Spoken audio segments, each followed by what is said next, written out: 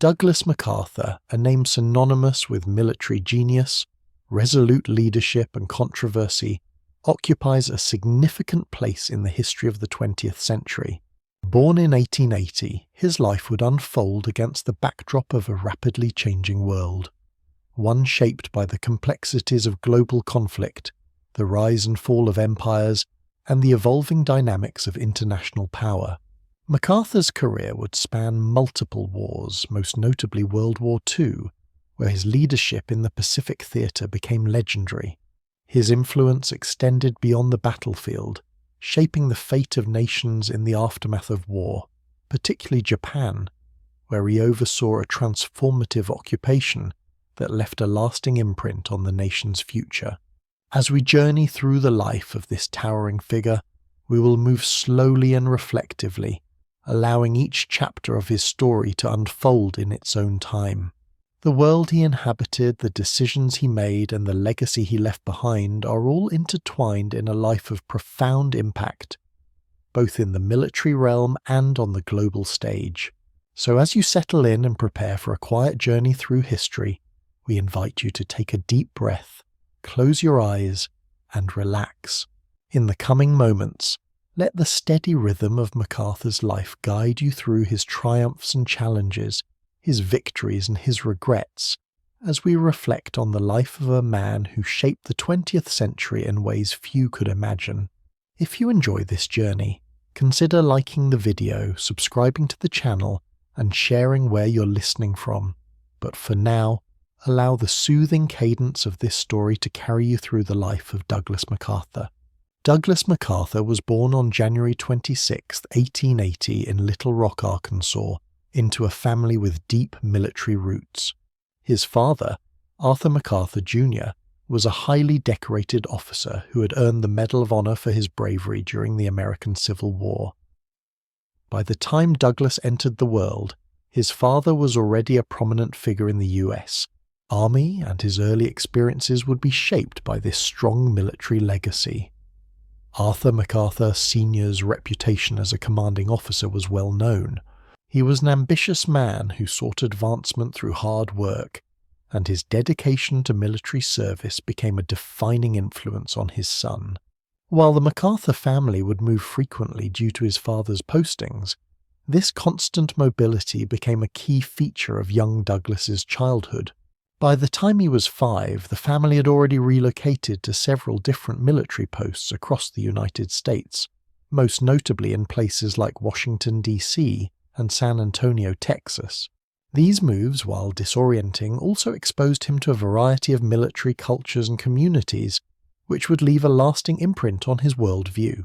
In addition to his father's military influence, MacArthur's mother, Mary Pinckney Hardy MacArthur, played a crucial role in shaping his early character. A deeply intelligent and emotionally supportive figure, Mary was an enduring presence in her son's life. She pushed Douglas to excel academically and personally, fostering a sense of discipline and responsibility that would become key characteristics of his later leadership. She instilled in him the value of duty, honor, and sacrifice, values that would guide him throughout his military career. Although his early childhood was one marked by travel and change, MacArthur's relationship with his father was especially formative. Arthur MacArthur Jr. was a stern and demanding figure who expected nothing less than excellence from his son. The elder MacArthur's dedication to duty and his unwavering belief in the importance of military service laid the foundation for Douglas's own career path. From a young age, it was clear that Douglas would follow in his father's footsteps, though he would forge his own path in doing so. The MacArthur family's military background was not only a source of pride, but also a source of immense pressure. As the son of a Medal of Honor recipient, Douglas would always be measured against his father's towering reputation. Early on, this pressure may have seemed daunting, but it would eventually become a driving force that propelled MacArthur toward the remarkable achievements that would come to define his life. It was during these formative years that MacArthur developed the resilience and determination that would serve him well in the years to come. His experiences living on military posts witnessing the discipline and hierarchy of the military lifestyle, and constantly being held to high expectations became the bedrock of his character. In this environment, MacArthur learned that there was no room for failure. This sense of duty, combined with his innate intelligence and sense of responsibility, would later define his approach to military leadership. Douglas MacArthur's early life also exposed him to a variety of social and cultural influences. The military posts where he grew up were often melting pots of different personalities, backgrounds, and political views. It was here that he first began to appreciate the complexities of leadership. From a young age, MacArthur learned how to navigate a world full of contradictions, from the politics of military life to the nuances of human interaction. This early exposure to diverse environments gave him a keen sense of diplomacy, a skill that would serve him well in the years to come. As MacArthur approached his teenage years, it became evident that he had inherited not only his father's sense of duty, but also his mother's intellectual curiosity and ambition. His exceptional academic performance in school reflected the discipline instilled in him by both parents. It was clear that he possessed a rare combination of intellect and ambition, and the world seemed to open up before him. By the time MacArthur was a teenager, his path toward a military career seemed almost preordained. The weight of his family's legacy and the standard set by his father pushed him toward this future, but his own intellectual abilities and sense of purpose made him eager to follow that path. The fact that MacArthur never questioned this trajectory speaks to the profound influence of his parents and the world they had exposed him to. MacArthur's childhood was one of constant movement, but it was also one of immense opportunity. The foundation of his character was shaped by the challenges and privileges of being born into a military family, and his early life experiences set the stage of the ambitious, determined individual he would become. The complex mixture of high expectations, parental guidance, and military discipline forged a young man who would later become one of the most influential military leaders of the 20th century.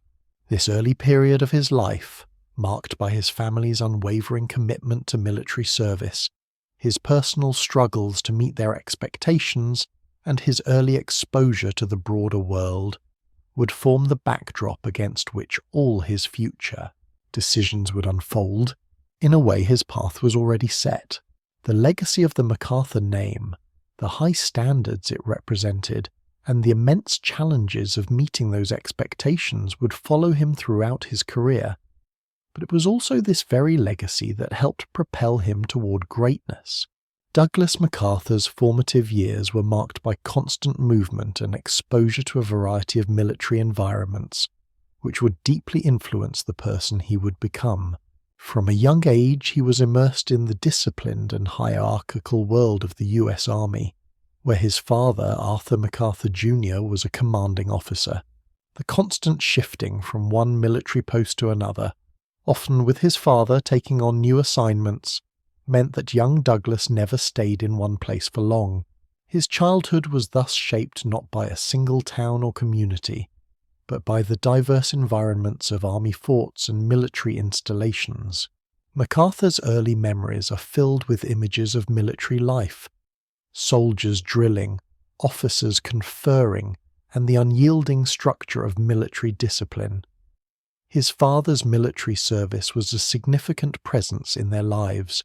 In fact, Arthur MacArthur's towering reputation cast a long shadow over young Douglas.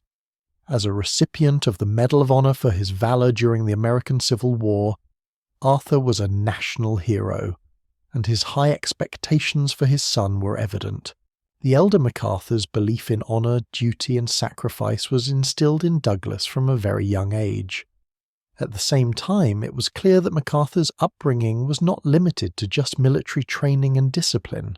His mother, Mary Pinckney Hardy MacArthur, played a central role in shaping his early intellectual development, while Arthur MacArthur Jr. focused on the physical and practical aspects of military life.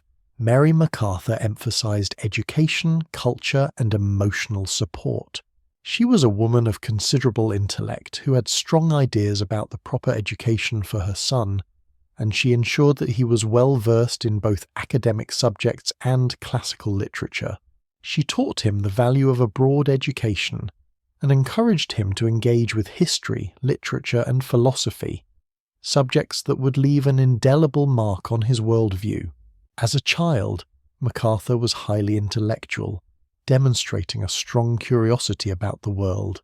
He was described by those around him as being unusually mature for his age, often more focused on intellectual pursuits than on the typical activities of a boy his age. His mother's emphasis on academic excellence was evident as he excelled in his early schooling. He read widely and was particularly drawn to military history and the lives of great military leaders, a foreshadowing of the path he would eventually take.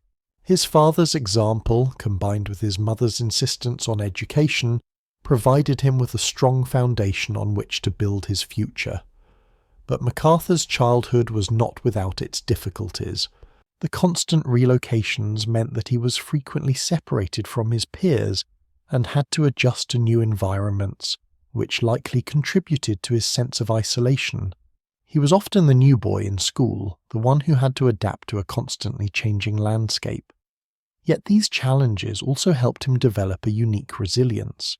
He became accustomed to starting over, to making new friends and establishing a reputation in unfamiliar surroundings.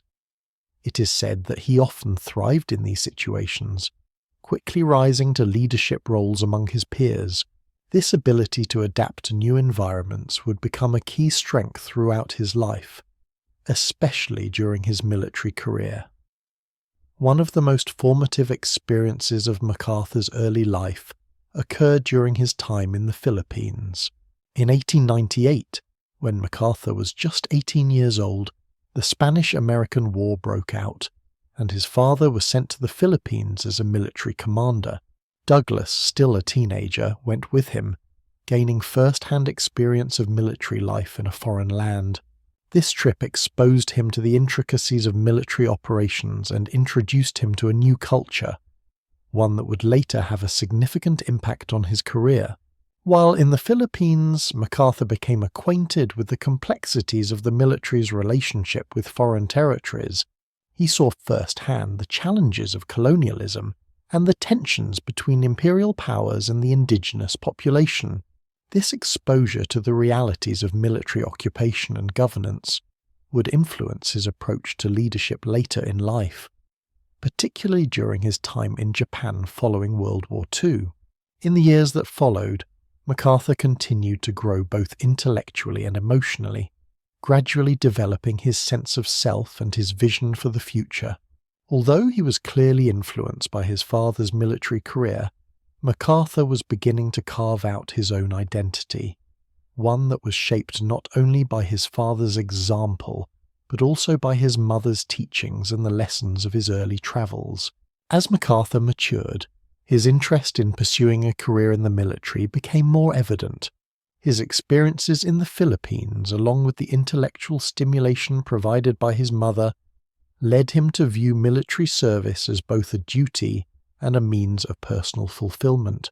At the same time, MacArthur's childhood was a period of self-discovery, of figuring out how his own identity would fit within the larger framework of family, duty, and country. His early years, full of movement and change, helped him develop the adaptability, intellectual curiosity, and discipline that would shape his leadership style in the years to come. But it was also in these early years that MacArthur began to develop the sense of destiny that would define his later life. His interactions with his father, his exposure to military culture, and the intellectual foundation laid by his mother combined to give him a strong sense of purpose. From a young age, MacArthur was deeply aware of the expectations placed upon him by his family and by the military tradition he had inherited.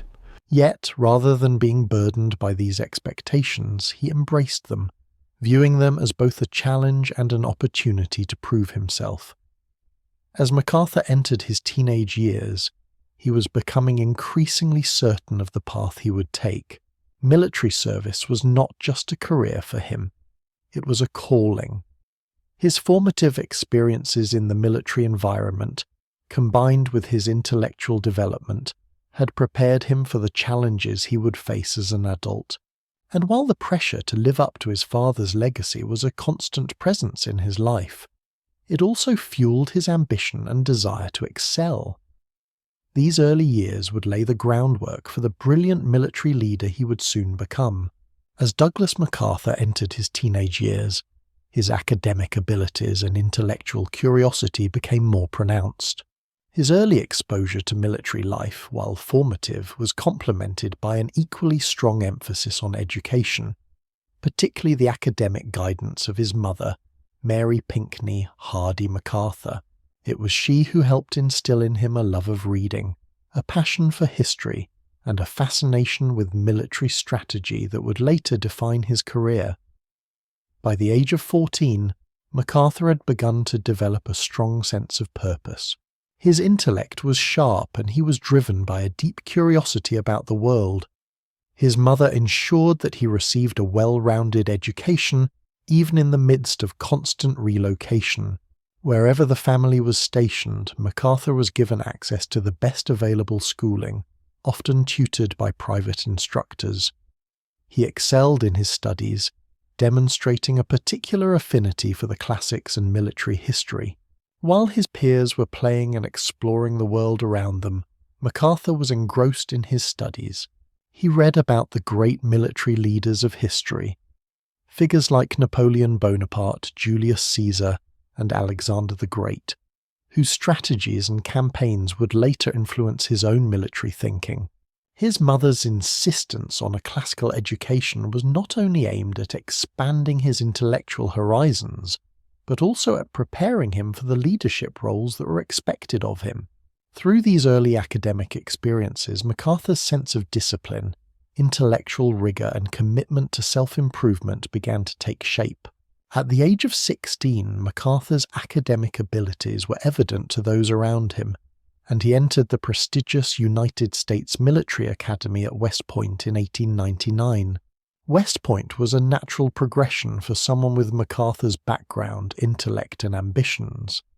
It was a place where tradition, discipline, and military strategy were woven into every aspect of life. It was here that he would formally begin his training as an officer in the U.S. Army. West Point, located in the Hudson River Valley of New York, had a rigorous academic and physical program designed to mold future military leaders. The Academy's curriculum combined engineering, military science, and the classics, providing a comprehensive education that would prepare students for the multifaceted challenges of military service. For MacArthur, West Point was a new environment, but one that felt familiar in its structure and demands. The military atmosphere, with its emphasis on duty, discipline, and honor, was an extension of what he had known growing up. However, at West Point, he would now be tested in ways he had not experienced before. From the moment he entered the academy, MacArthur stood out among his peers. His natural intellect, strong work ethic, and sharp focus on his studies earned him a reputation as one of the top cadets. However, his journey at West Point was not without challenges. The academy, with its intense competition and stringent discipline, pushed its cadets to their limits. MacArthur faced the same pressures as every other cadet, yet he approached these challenges with a unique combination of determination and self-assurance. His relationship with his classmates was one of both respect and tension. MacArthur was known for his single-minded determination to succeed, which sometimes set him apart from his peers. While some cadets were focused on achieving social status within the academy, MacArthur was focused on one goal: excellence. He was not interested in the typical cadet activities or the social circles that defined West Point life. Instead, he sought to refine his intellect and military acumen, always striving for perfection. Throughout his time at West Point, MacArthur's academic performance remained stellar. He excelled in his engineering courses, an area in which he demonstrated exceptional talent. He was also a gifted writer, known for his eloquent essays and reports. His leadership abilities were apparent in the way he conducted himself, and by the time he graduated in 1903, MacArthur had become one of the most respected cadets at the academy. He graduated first in his class, an achievement that further solidified his reputation as a rising star in the US Army. Graduating from West Point was a pivotal moment in MacArthur's life, but it also marked the beginning of his military career. The academy had provided him with the tools and discipline needed for success, but it was now up to him to navigate the complexities of military service. His time at West Point had also instilled in him a deep sense of loyalty to the US Army and the values of duty, honor, and country. After graduation, MacArthur was commissioned as a second lieutenant in the US Army. He was assigned to the Philippines, a place that would shape much of his early military career. It was in the Philippines that MacArthur would begin to see firsthand the realities of military service in foreign territories, experiences that would influence his leadership style and military strategies for years to come. The Philippines, at that time, was a colony of the United States, and the US Army was tasked with suppressing the Philippine-American War, a conflict that had begun in 1899 between US forces and Filipino nationalists seeking independence. MacArthur's assignment to the Philippines exposed him to the complexities of military occupation and governance. Though he was still a young officer, MacArthur took his duties seriously, learning from the seasoned officers around him, while also beginning to develop his own ideas about military leadership. It was during his time in the Philippines that MacArthur's intellectual curiosity about military history and strategy began to evolve into a practical understanding of warfare. He saw the challenges of counterinsurgency operations and the difficulties of winning the hearts and minds of a population under occupation. These early experiences would influence his later decisions, particularly during World War II, when he would face similar challenges in the Pacific. As MacArthur continued to serve in the Philippines and later in other parts of the world, his reputation grew. His commitment to his duties and his intellectual prowess marked him as someone destined for higher command. But it was also in these early years that MacArthur began to develop the confidence and ambition that would characterize his later career. His time at West Point, combined with his early military experiences, had provided him with the foundation to achieve greatness, but it was his unyielding drive to succeed that would carry him forward. After graduating from the United States Military Academy at West Point in 1903, Douglas MacArthur began his military career as a second lieutenant in the US Army. His first assignment was to the Philippines, a posting that would have a profound influence on his military development. The Philippines at that time was a US colony, and the country was still grappling with the aftermath of the Philippine-American War. For MacArthur, this assignment would mark the beginning of a distinguished career that would take him across the globe and place him at the center of some of the most significant military conflicts of the 20th century. MacArthur's early years in the army were marked by a rapid rise through the ranks, largely due to his intelligence, ambition, and exemplary leadership skills. In the Philippines, he was tasked with a variety of assignments, ranging from engineering duties to overseeing the construction of military infrastructure. He quickly proved himself to be not only an efficient officer, but also a keen strategist with a deep understanding of military tactics. His time in the Philippines, however, was also a period of great personal growth. The military assignments he undertook exposed him to the realities of leadership on the ground, and it was here that MacArthur began to develop the leadership style that would define his later career. He quickly gained a reputation for his strong decision-making, his ability to inspire loyalty in his men, and his ability to take on significant responsibilities, even at a young age. In 1906, after serving in the Philippines, MacArthur returned to the United States and was assigned to a new role in the Army's engineering division. It was during this period that MacArthur's intellectual pursuits began to intersect more directly with his military career. His engineering background was especially useful in his military service, and his expertise in constructing fortifications, roads, and other infrastructure projects was recognized by his superiors.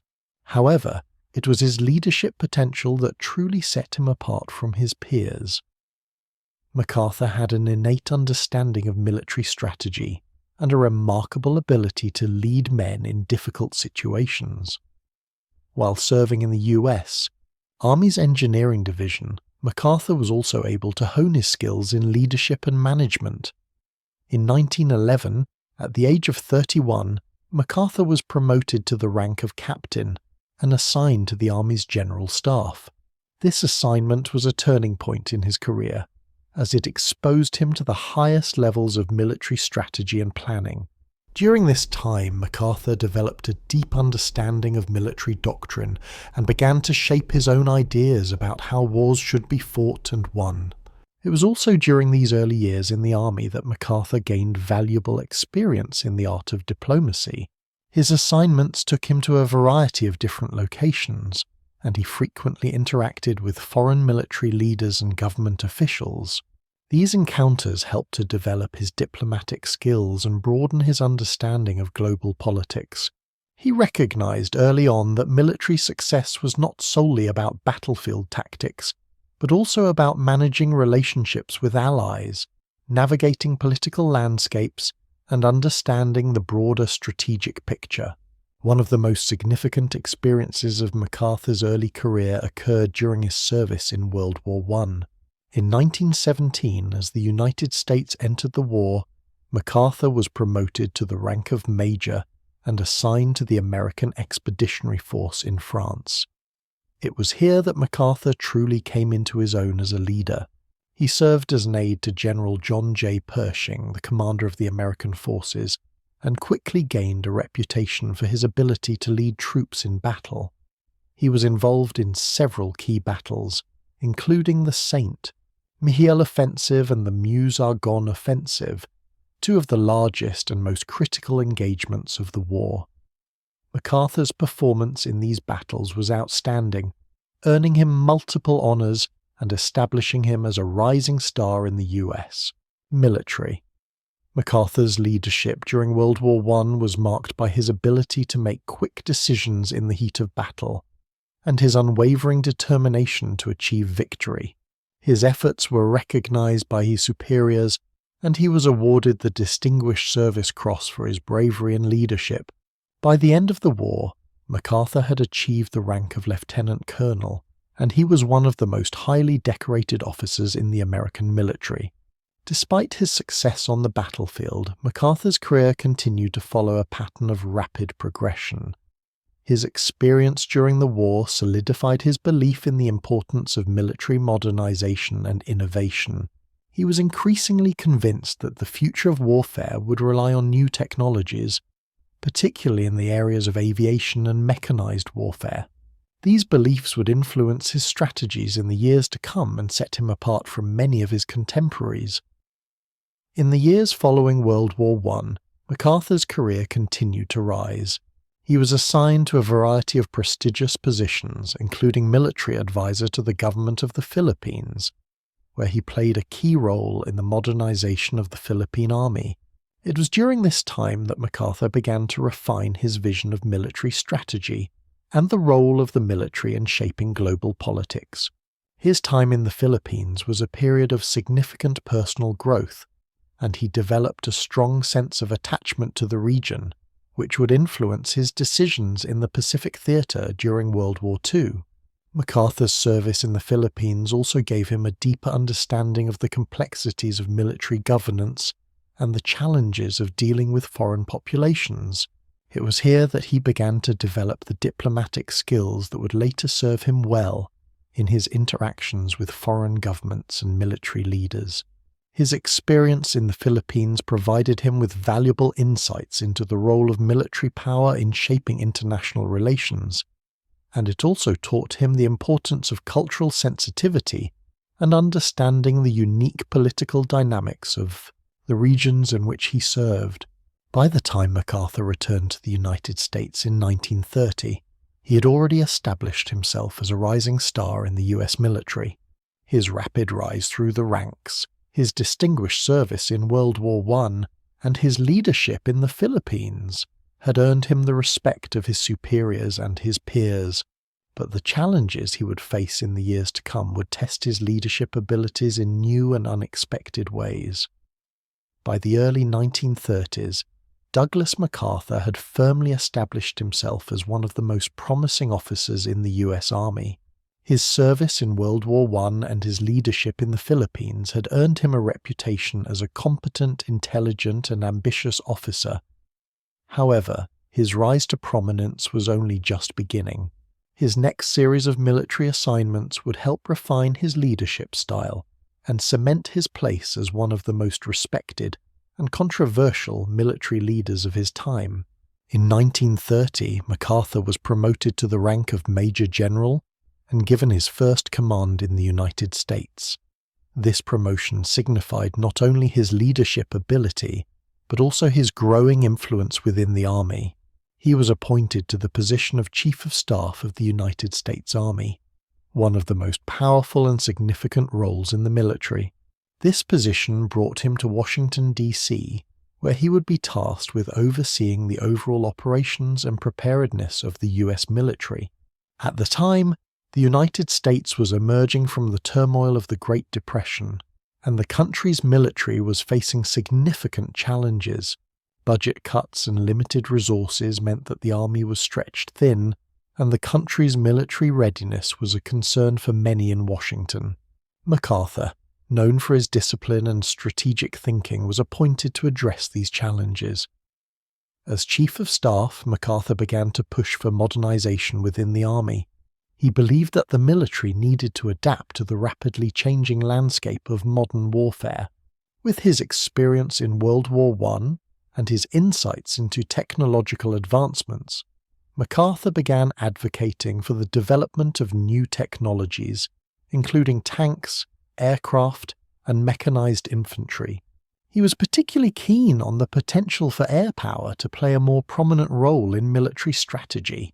MacArthur's push for modernization, however, was met with resistance from certain quarters within the army, as many senior officers remained skeptical of the need for such changes. Nonetheless, MacArthur's commitment to improving the army's capabilities made him a formidable advocate for change. During this period, MacArthur's leadership style began to solidify. He was known for his forceful personality and his willingness to challenge conventional thinking. While his insistence on modernization won him the admiration of some, it also made him a polarizing figure within the army. His confidence in his ideas often led him to clash with other senior officers who were more conservative in their views. MacArthur's sharp intellect, combined with his ability to inspire his subordinates, helped him gain the loyalty of many soldiers under his command. However, his disregard for the established order sometimes made him enemies among his fellow officers. Despite the challenges he faced as Chief of Staff, MacArthur's reputation continued to grow. He used his position to push for reforms in military policy, including changes to training procedures and the integration of new technologies. His ideas about military strategy began to shape the future of warfare, particularly as the world moved closer to another global conflict. MacArthur's role in Washington, while often contentious, placed him at the center of military decision-making, and he began to be seen as a figure who could bring about the changes needed to modernize the US Army. In 1932, MacArthur's leadership was tested in an unexpected and highly controversial way. During the Bonus Army protests, a group of World War I veterans and their families gathered in Washington, D.C. to demand early payment of bonuses that had been promised to them for their service. The protests turned into a tense standoff between the demonstrators and the US Army. MacArthur, who was then serving as Chief of Staff, was ordered to lead the army in clearing the protesters from the capital. MacArthur's handling of the situation became a point of national controversy. The military used force to disband the protests, and the violent clashes between the protesters and the soldiers led to public outrage. The incident, which became known as the Bonus Army Incident, tarnished MacArthur's reputation in the eyes of many Americans. Critics accused him of being too harsh and too willing to use military force against civilians, although MacArthur later defended his actions, arguing that the military had acted to maintain order. The event marked a turning point in his career. It was clear that his approach to leadership could be both decisive and controversial. In the years that followed, MacArthur's career continued to rise. He remained a strong advocate for military modernization and continued to push for changes that would make the US Army more efficient and capable of handling the challenges of modern warfare. His experiences during the Bonus Army incident, however, would leave a lasting impression on him. He learned that military force, while sometimes necessary, could also have significant political and social consequences. It was a lesson he would carry with him in the years to come, particularly when he found himself at the helm of military operations during World War II. In the 1930s, as tensions rose across the globe, MacArthur's role in the US Army continued to evolve. His time as Chief of Staff had laid the groundwork for his future assignments in the Pacific, but it had also revealed some of the limitations of his leadership style. His clashes with other senior officers had made him a polarizing figure, and his forceful personality often caused friction within the military establishment. Yet it was this very boldness and willingness to challenge the status quo that would make MacArthur such an influential figure in the years to come. By the end of the 1930s, the world was on the brink of war, and MacArthur was once again called to lead. His military career had progressed through a series of stages, from the early years in the Philippines to his time as Chief of Staff, and now, with the outbreak of World War II, he was poised to take on a role that would cement his place in history. But before he could lead the US Army in battle, MacArthur's understanding of military strategy and his approach to leadership would be tested in new and unprecedented ways. As the 1940s dawned, the world was on the cusp of global conflict once again.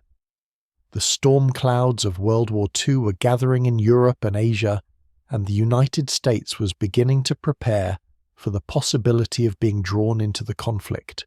Douglas MacArthur, by now a seasoned military leader, was positioned at a crossroads in his career. The decisions he would make in the coming years would not only define his legacy, but also shape the course of history. His rise to prominence was now inextricably linked to the fate of nations, and MacArthur's military strategies and leadership would be tested in ways that had never before been seen. In 1941, just as tensions were escalating worldwide, MacArthur was appointed as the commanding general of the United States Army Forces in the Far East, USAF. This assignment was of immense significance. At the time, the Philippines was a US territory, and MacArthur was tasked with overseeing the defense of the islands. His appointment came during a period of intense political and military uncertainty in the Pacific region, where Japan had been aggressively expanding its empire and threatening US interests. The United States had been reluctant to enter the conflict in Asia, but MacArthur's assignment signaled a growing recognition that the Pacific would soon become a theatre of war. Upon arriving in the Philippines, MacArthur was faced with a daunting challenge. The military situation in the region was precarious, the Philippine army was poorly equipped, and the US forces in the Pacific were spread thin. MacArthur's leadership would be tested almost immediately as he sought to defend the Philippines from the growing Japanese threat. His decision to build up the defense of the islands would become a critical point in the course of World War II. MacArthur quickly realized that the Philippines would be vulnerable to Japanese attacks, and he set about implementing a strategy to bolster the defenses. His early preparations were focused on the construction of fortifications and the stationing of American and Philippine forces at key locations across the islands. Yet, despite his efforts, MacArthur was facing a formidable adversary in Japan. The Japanese military had been modernizing rapidly, and their naval and air forces were among the most advanced in the world. When the attack on Pearl Harbor occurred on December 7, 1941, it became clear that the United States was now fully embroiled in World War II, and the Pacific Theatre would be a key front. MacArthur's leadership would soon be put to the test as the Japanese launched their own attacks in the Philippines. The Japanese offensive began just hours after the attack on Pearl Harbor. On December 8, 1941, Japanese bombers struck US military installations in the Philippines, including airfields and naval bases.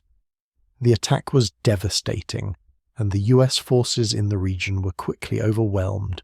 In the days that followed, the Japanese advanced rapidly across the islands, capturing key military installations and threatening to cut off MacArthur's forces from vital supplies. In the face of this overwhelming assault, MacArthur was forced to make a series of difficult decisions. MacArthur's response to the Japanese invasion was a mix of determination and pragmatism. He immediately ordered his forces to retreat to the Bataan Peninsula, where they could make a stand against the advancing Japanese forces. At the same time, MacArthur began planning for the evacuation of key personnel and military assets to Australia, as he recognized that the Philippines could not be held indefinitely against the superior Japanese forces. Despite the challenges, MacArthur was resolute in his belief that the United States would eventually return to the Philippines and secure victory in the Pacific. In the face of mounting pressure, MacArthur's decision to retreat to Bataan marked a turning point in his career. It was a decision that would ultimately define his leadership style, his refusal to give up, even in the face of seemingly insurmountable odds. MacArthur's insistence on holding the line at Bataan, even as his forces faced starvation, disease, and constant bombardment, became a symbol of his resolve and determination. Yet despite his best efforts, the situation in the Philippines continued to deteriorate. On March 11, 1942, with the fall of Bataan imminent, MacArthur was ordered to leave the Philippines and relocate to Australia. This order came from President Franklin D. Roosevelt, who recognized that MacArthur's leadership was critical to the future success of the war in the Pacific. MacArthur, though reluctant to leave his troops, obeyed the order, famously stating, "I shall return." This promise to the Filipino people and the US forces in the Philippines would become one of the defining statements of his career. MacArthur's departure from the Philippines marked a significant turning point in the war. Though it was a painful decision, it allowed him to regroup and plan the next phase of the conflict. In Australia, he took command of the Southwest Pacific area, where he would oversee the Allied efforts to push back the Japanese.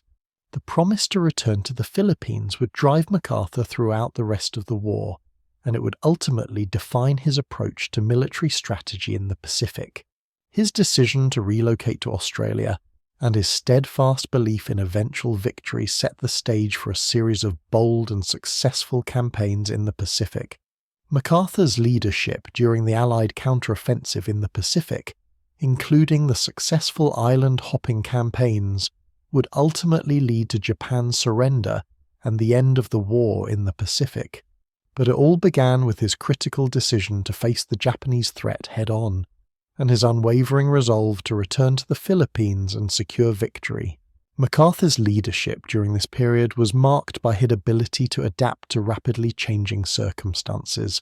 His early years of military service, combined with his experiences in World War I and the Philippines, had prepared him for the challenges of the Pacific War.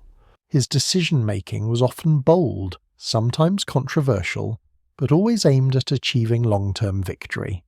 The early part of the Pacific War was a time of immense personal and professional growth for MacArthur, as he demonstrated his resilience and determination in the face of overwhelming adversity.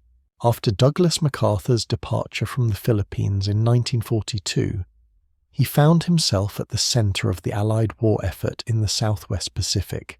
His leadership, determination, and belief in eventual victory would soon be tested on a larger scale, as the Pacific campaign against Japan was about to shift from defensive to offensive.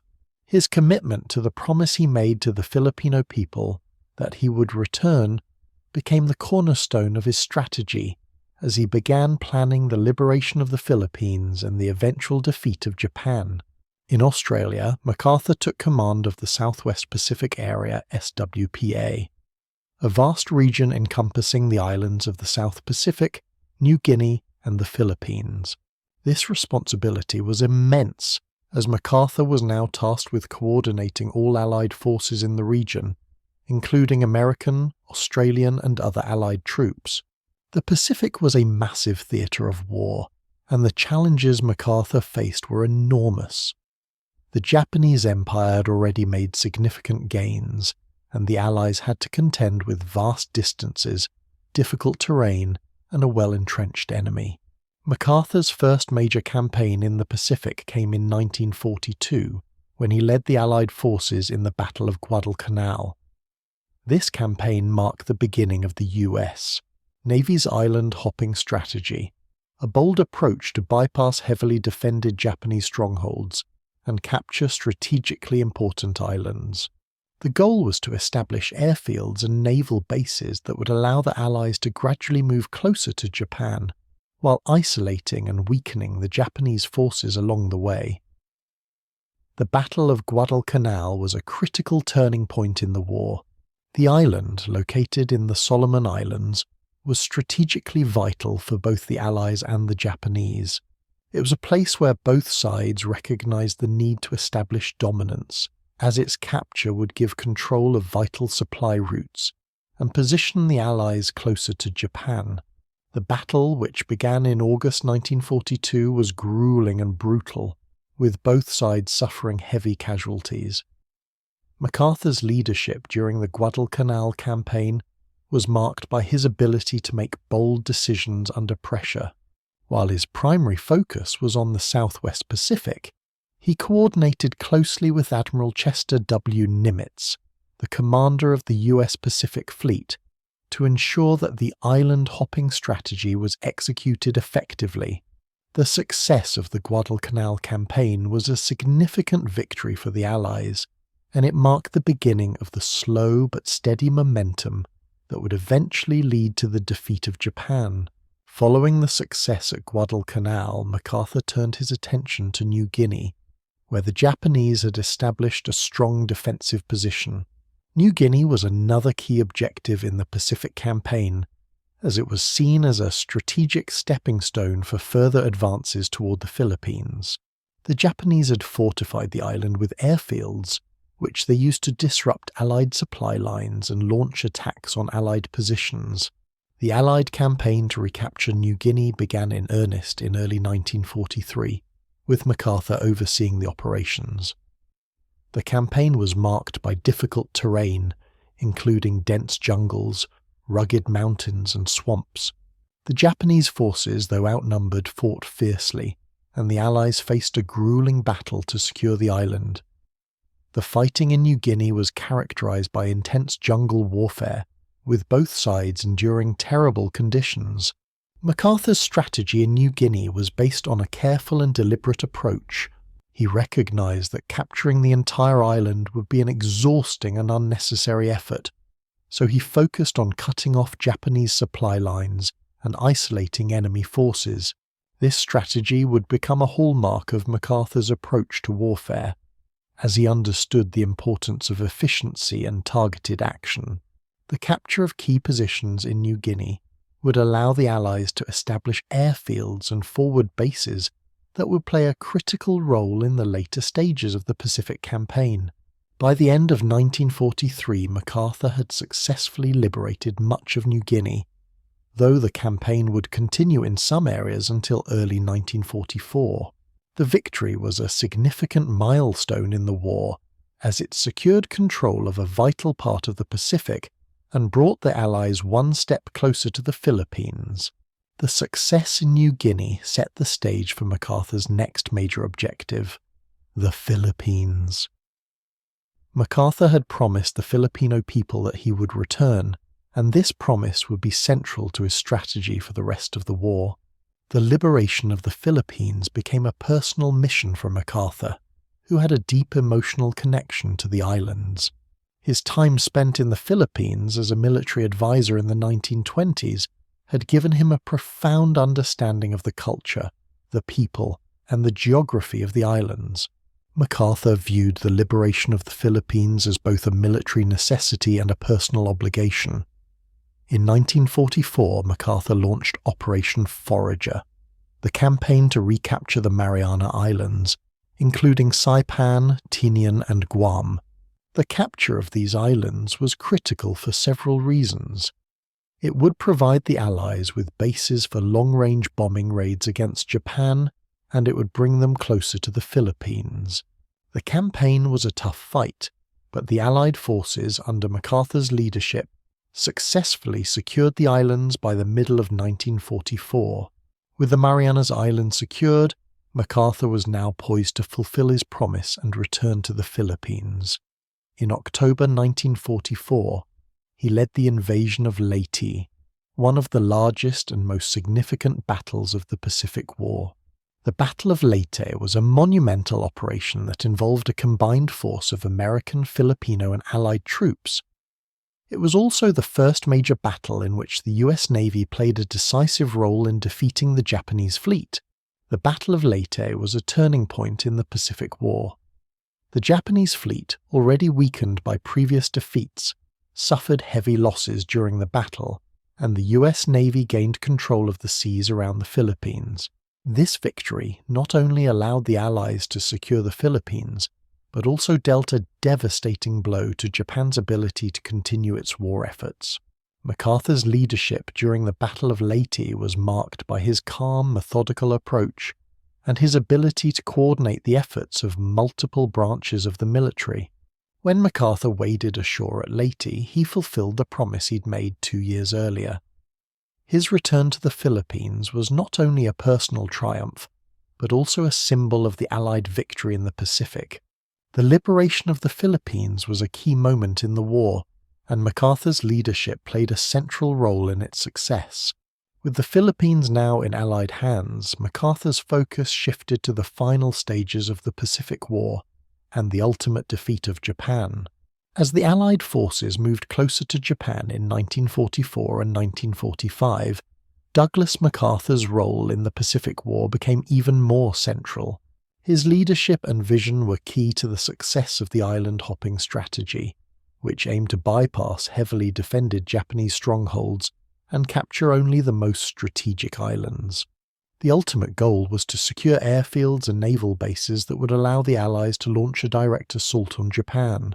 This approach would be pivotal to the final stages of the war, and MacArthur's ability to make bold decisions and inspire his troops would prove critical in achieving Allied victory.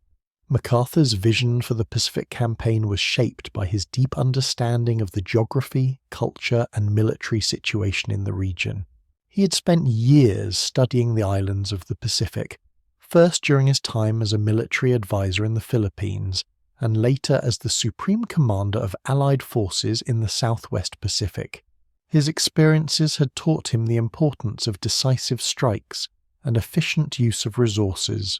He understood that the key to defeating Japan would not necessarily be to attack every Japanese-occupied island, but rather to select key objectives that would bring the Allies closer to Japan while isolating and weakening the enemy. MacArthur's leadership style was both methodical and bold. He was known for his ability to make difficult decisions quickly, often under immense pressure. His approach to warfare was not just about brute force, but also about understanding the strategic landscape and using limited resources to maximum effect. This vision was reflected in the way he conducted the war in the Pacific. He was determined to avoid unnecessary losses and to minimize the suffering of both his troops and the civilian populations in the areas he liberated. One of MacArthur's most significant decisions during this period was his focus on the Philippines. After the successful campaigns in the Marianas, including the capture of Saipan, Tinian, and Guam, MacArthur turned his attention to the Philippines, where he had promised to return. The invasion of Leyte in October 1944 was the beginning of the effort to liberate the Philippines, a crucial strategic move that would sever Japan's supply lines and allow the Allies to establish bases for further attacks. The Battle of Leyte was one of the largest amphibious assaults in military history. It was also a decisive turning point in the Pacific War. MacArthur's forces faced fierce resistance from the Japanese, who were determined to defend the islands at all costs. Despite being outnumbered and outgunned, the Japanese launched a series of desperate counterattacks, including one of the largest naval battles of the war, the Battle of Leyte Gulf. However, MacArthur's forces, bolstered by the US, Navy and Philippine resistance, managed to secure the island and deliver a devastating blow to the Japanese fleet. MacArthur's leadership during the Battle of Leyte was exemplary. He had carefully planned the operation, coordinating the efforts of the US Army, Navy, and Air Force, as well as the Philippine resistance. His ability to maintain calm under pressure and his strategic foresight were key to the success of the campaign. His famous landing on the shores of Leyte, where he declared, "I have returned," was not only a personal triumph, but also a symbolic moment for the Allied forces, marking the beginning of the end for Japanese control of the Philippines. The success at Leyte set the stage for the next major objective, the Battle of Manila. Manila was the capital of the Philippines, and its capture would provide the Allies with a vital base for further operations in Southeast Asia. MacArthur understood the importance of Manila, not just for its military value but also for its symbolic significance. The city's liberation would be a powerful statement to both the Filipino people and the Japanese military. The Battle of Manila was a brutal urban combat operation, with fierce fighting between Allied forces and Japanese defenders. The city was heavily fortified, and the Japanese soldiers, many of them fanatical, were determined to hold their ground. Despite the challenges, MacArthur's forces, in coordination with the Philippine guerrillas, fought their way into the city. The battle was intense, and the city was heavily damaged, with significant civilian casualties. However, the liberation of Manila was an important victory, and it marked a significant step toward the final defeat of Japan. As the Allied forces continued their advance through the Philippines, MacArthur's focus shifted to the remaining Japanese strongholds in the Pacific. In early 1945, MacArthur turned his attention to Iwo Jima and Okinawa, two islands that would be critical for the final assault on Japan. These battles would be among the most intense of the entire war, as the Japanese were determined to defend their homeland at all costs. The Battle of Iwo Jima, which began in February 1945, was a fierce and bloody conflict. The island was heavily fortified, and the Japanese forces, under General Tadamichi Kuribayashi, had prepared an elaborate defense system that included underground tunnels, bunkers, and artillery positions.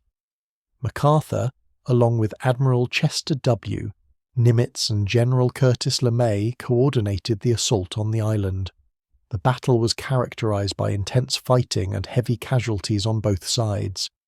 However, after several weeks of brutal combat, the US Marines succeeded in capturing Iwo Jima, marking a significant victory in the Pacific Campaign. The Battle of Okinawa, which began in April 1945, was even more brutal and costly. Okinawa was the last major island before Japan itself, and its capture would provide the Allies with a critical staging area for the final assault on Japan. The Japanese defenders, realizing the strategic importance of Okinawa, fought to the death, leading to one of the bloodiest battles of the Pacific War.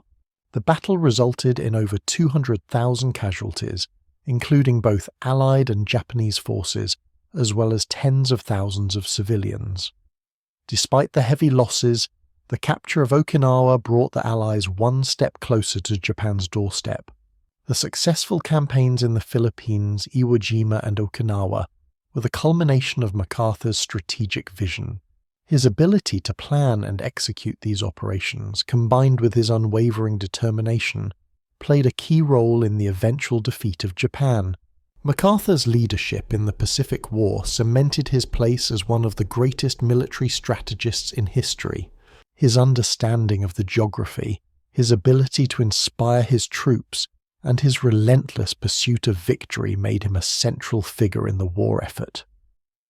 By mid-1945, the end of World War II seemed imminent, but the Pacific War was far from over. While Allied forces had made significant progress, with the capture of the Philippines, Iwo Jima and Okinawa, Japan's military was still deeply entrenched, and its resolve to defend the homeland was unyielding. Douglas MacArthur, now firmly established as the supreme commander of Allied forces in the Southwest Pacific, understood that the final push to Japan would come with immense challenges. The capture of Okinawa in June 1945 was a critical step toward an eventual invasion of Japan. MacArthur's forces were positioned for what was expected to be the final assault on the Japanese mainland. The battle for Okinawa had been one of the bloodiest in the Pacific, and the high casualty count, both American and Japanese, was a sobering reminder of the kind of resistance the Allies could expect when attacking the home islands. With Okinawa secured, the stage was set for Operation Downfall, the planned invasion of Japan, which would be a two-pronged attack. One force would land on the southern island of Kyushu, while another would assault the Tokyo Plain, the heart of the Japanese Empire. However, by the time preparations for Operation Downfall were underway, an unexpected event shifted the course of the war dramatically. On August 6, 1945, the United States dropped an atomic bomb on the city of Hiroshima, followed by a second bomb on Nagasaki on August 9th. The devastation caused by these bombs was unprecedented, and they marked the first and only use of nuclear weapons in warfare. The sheer destructive power of the bombs left Japan with little hope of continuing the war. MacArthur, who had long been prepared for a long and bloody campaign against Japan, now found himself in an unexpected position. The atomic bombings, combined with the Soviet Union's declaration of war on Japan on August 8th, led Japan's Emperor Hirohito to recognize that the war could not be won. On August 15, 1945, Japan officially announced its surrender, marking the end of the Pacific War. For MacArthur, the Japanese surrender was a moment of personal triumph, but also a reflection of the heavy toll of war. After years of relentless campaigning, his promise to return to the Philippines had been fulfilled, and his strategic vision had played a critical role in securing the Allied victory. The road to Japan's surrender has been long and fraught with peril, but MacArthur's leadership had been crucial in coordinating the final phases of the war. The surrender ceremony took place on September 2, 1945, aboard the USS Missouri in Tokyo Bay. MacArthur, in his role as Supreme Commander for the Allied powers, presided over the formal signing of the Japanese surrender documents. The event was historic, not only as a conclusion to the Pacific War but also as a symbolic moment of reconciliation. MacArthur's calm and dignified presence during the ceremony was a testament to his ability to maintain control and composure under extraordinary circumstances. He understood the gravity of the moment and the need for a peaceful transition, one that would ultimately shape the post-war world. In his speech during the surrender ceremony, MacArthur spoke of the need for Japan to rebuild itself, to work toward peace, and to embrace a new era of cooperation with the rest of the world. His words were measured, reflecting the profound responsibility he felt as the one tasked with overseeing Japan's transition from an imperial power to a peaceful nation. His leadership in the aftermath of Japan's surrender would prove to be just as significant as his military success on the battlefield. Following the Japanese surrender, MacArthur took on the role of overseeing the Allied occupation of Japan. This would be one of the most challenging and transformative tasks of his career. MacArthur's approach to post-war Japan was grounded in his belief that the country needed to undergo a profound political and social transformation. His goal was not only to dismantle Japan's militaristic institutions, but also to ensure that the nation's economic and political systems were restructured to prevent future aggression. Under MacArthur's guidance, Japan underwent significant reforms, including the establishment of a new constitution which granted civil liberties to the people, disbanded the military, and established a parliamentary system of government. MacArthur's leadership during the occupation of Japan was marked by both controversy and success. He was faced with the difficult task of balancing the need for punishment and justice with the desire for a peaceful reconstruction. His decision to allow Emperor Hirohito to remain on the throne was a controversial one, as many believed that the emperor had been complicit in Japan's wartime aggression. However, MacArthur believed that keeping the emperor in place would provide stability during the transition period and help facilitate the reforms that were needed to rebuild Japan. The decision was met with mixed reactions, but it ultimately allowed for a smooth transition to a new democratic government. In addition to political reforms, MacArthur's administration also focused on economic recovery. He worked with Japanese leaders to implement land reforms, breaking up large estates and redistributing land to small farmers. This helped to stimulate the Japanese economy and provided a foundation for future growth. MacArthur's efforts in Japan laid the groundwork for the country's remarkable post-war recovery, which would make Japan one of the world's leading economic powers by the latter half of the 20th century. While MacArthur's leadership during the occupation of Japan was widely praised, his relationship with the US government became strained in the years following Japan's surrender. MacArthur's growing political influence and his tendency to make independent decisions without consulting Washington led to tensions with President Harry S. Truman. The most significant conflict came in 1951 during the Korean War, when MacArthur was dismissed from his post by Truman over disagreements regarding the conduct of the war. Despite this setback, MacArthur's legacy as a military leader remained intact, and his role in shaping the post-war world continued to be recognized. The end of World War II marked not only the victory of the Allied forces but also the beginning of an arduous and complex task: the occupation and reconstruction of Japan. Douglas MacArthur, having led the military effort in the Pacific and overseeing the Japanese surrender, was tasked with one of the most challenging roles of his career, serving as the supreme commander for the Allied powers in Japan. The transition from a wartime enemy to a peaceful, democratic nation required meticulous planning, delicate diplomacy, and extraordinary leadership. MacArthur's leadership during the occupation was in many ways a continuation of the approach he'd used throughout the war, a blend of bold decisiveness, strategic thinking, and an unwavering commitment to his mission. However, the occupation required him to navigate a completely different set of challenges. This was no longer a military conflict, but an effort to reshape an entire nation, both politically and socially, to prevent future aggression and ensure peace. From the very beginning, MacArthur's approach was clear. He understood that Japan's transformation could not be achieved through punitive measures alone. Instead, he believed in the importance of a comprehensive strategy that combined political reform, social restructuring, and economic recovery. His aim was to democratize Japan, eliminate militarism, and lay the foundation for a peaceful society that could contribute to the stability of the region.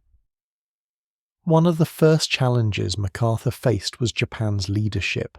While Emperor Hirohito had remained in place after Japan's surrender, many in the Allied leadership believed that his role in Japan's militaristic aggression needed to be addressed. MacArthur, however, chose to allow the emperor to retain his position, believing that his continued presence would provide stability and continuity during the delicate post-war transition. MacArthur's decision was controversial. Some argued that Hirohito should be held accountable for his role in the war, but MacArthur saw the emperor as a symbol of unity, one whose removal could lead to chaos and instability. MacArthur took a hands-on approach to overseeing the political restructuring of Japan. He and his team worked tirelessly to draft a new constitution, one that would transform Japan from a militaristic empire into a democratic nation. The new constitution, which was adopted in 1947, became one of MacArthur's most significant legacies. It included sweeping reforms, including the renunciation of war as a sovereign right and the establishment of basic civil liberties for the Japanese people. Article 9 of the Constitution, which renounced the use of force to settle international disputes, became one of the most iconic aspects of the new Japanese political system. The Constitution also granted women the right to vote, further solidifying MacArthur's commitment to creating a modern democratic society. The reforms he introduced were groundbreaking, and they laid the groundwork for Japan's post-war recovery and transformation into a peaceful democracy. Under MacArthur's leadership, Japan began to embrace the principles of democracy, human rights, and the rule of law, even as it struggled with the trauma of war. In addition to political reforms, MacArthur's administration focused on economic recovery. Japan's economy had been devastated by the war, and the task of rebuilding it was daunting. MacArthur and his team implemented a series of land reforms aimed at breaking up the large estates controlled by a few wealthy landowners and redistributing land to small farmers. This not only helped to stimulate agricultural production, but also promoted social equity. By giving ordinary Japanese citizens a stake in the country's economy, MacArthur sought to create a more stable and resilient society. MacArthur's economic policies also included efforts to decentralize the Japanese economy and promote industrial reform. He encouraged the development of small and medium-sized businesses while limiting the power of large industrial conglomerates, or zaibatsu, that had been closely tied to Japan's military-industrial complex. MacArthur believed that a more diverse and competitive economy would prevent the concentration of power in the hands of a few and help Japan rebuild from the ground up. However, MacArthur's efforts were not without their challenges. The occupation of Japan was not a smooth or universally accepted process. Despite his widespread influence, MacArthur faced opposition from various sectors of Japanese society, including conservative military factions, political elites, and even some members of the imperial family. There were also frustrations among the Japanese people, who were grappling with the trauma of war and the loss of their empire. Many resented the Allied presence in their country, while others viewed the sweeping reforms as an imposition on their traditions and way of life. MacArthur, however, maintained a firm belief in the necessity of his actions. He understood that Japan's transformation would not happen overnight, and that it would require patience, compromise, and careful management. He was deeply invested in the idea of Japan as a peaceful, democratic nation, and he worked tirelessly to ensure that the reforms he implemented were both effective and sustainable. Throughout the occupation, MacArthur also took steps to address the issue of Japan's war criminals. While he sought to promote reconciliation and stability, he also recognized that justice needed to be served. The Tokyo trials, which were held from 1946 to 1948, sought to prosecute the leaders of the Japanese military and government who were responsible for war crimes. MacArthur's role in overseeing the trials was a delicate one, as he had to balance the desire for justice with the need for peace. The trials were controversial, and some critics argued that they were a form of victor's justice.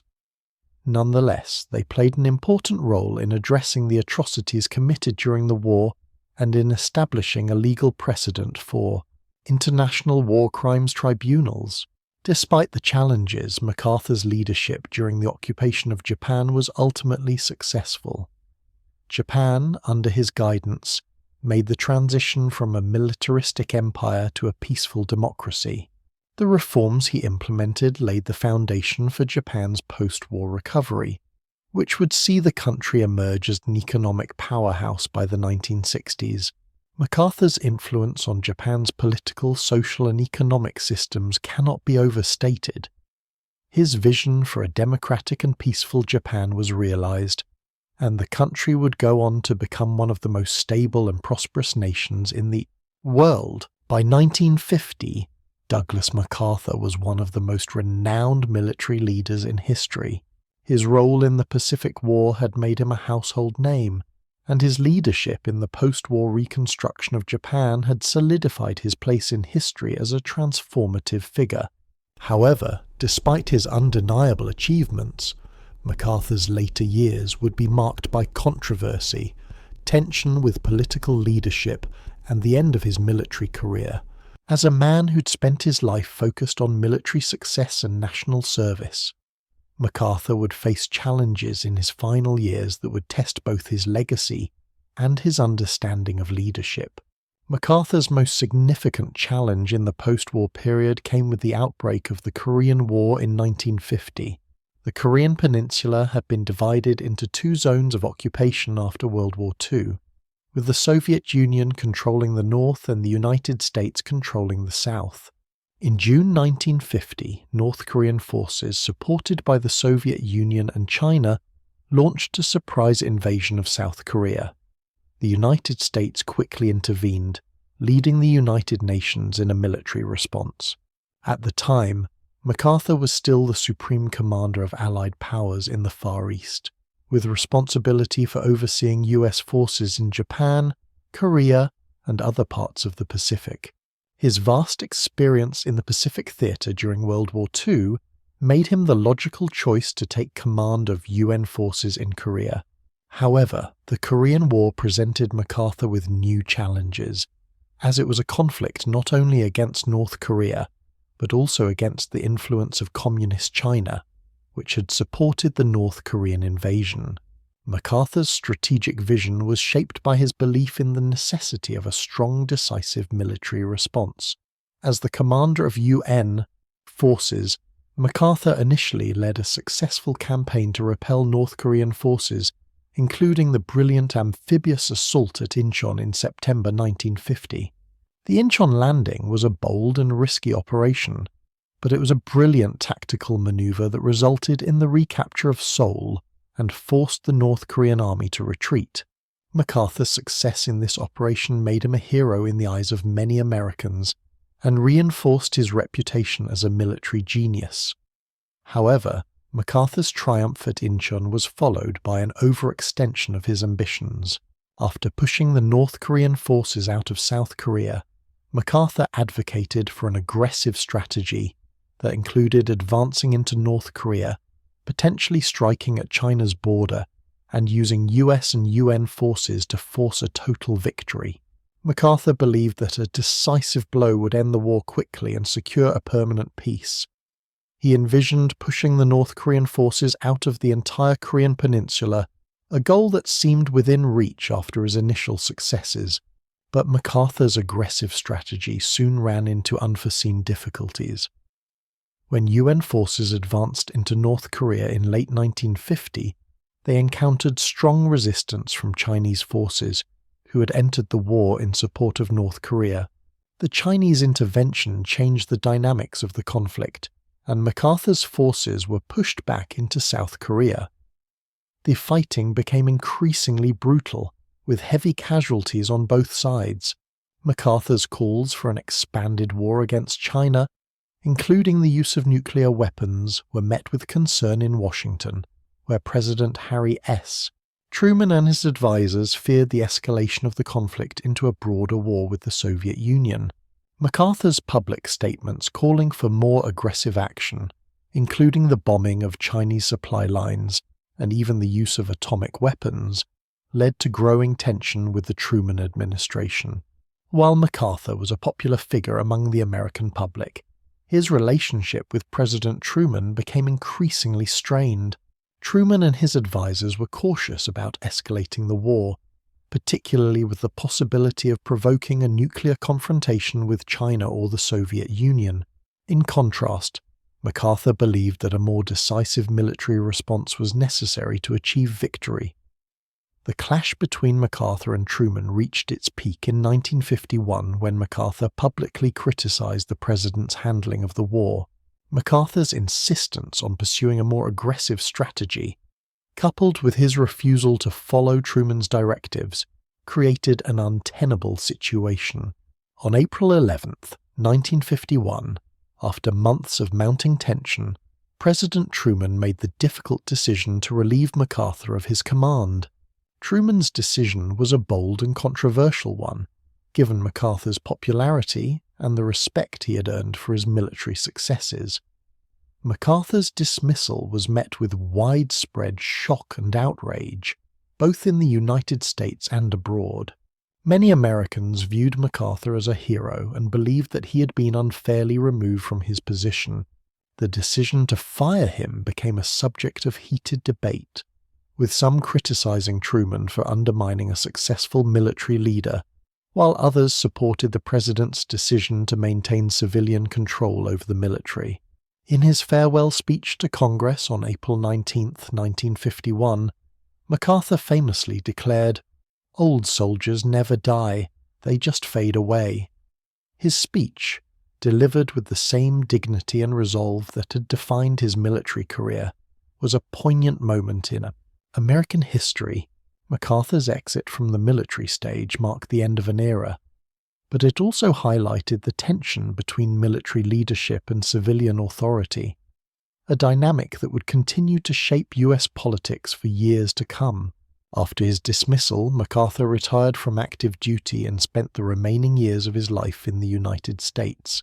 Although he no longer held a formal military position, his legacy as one of the greatest military leaders in history remained intact.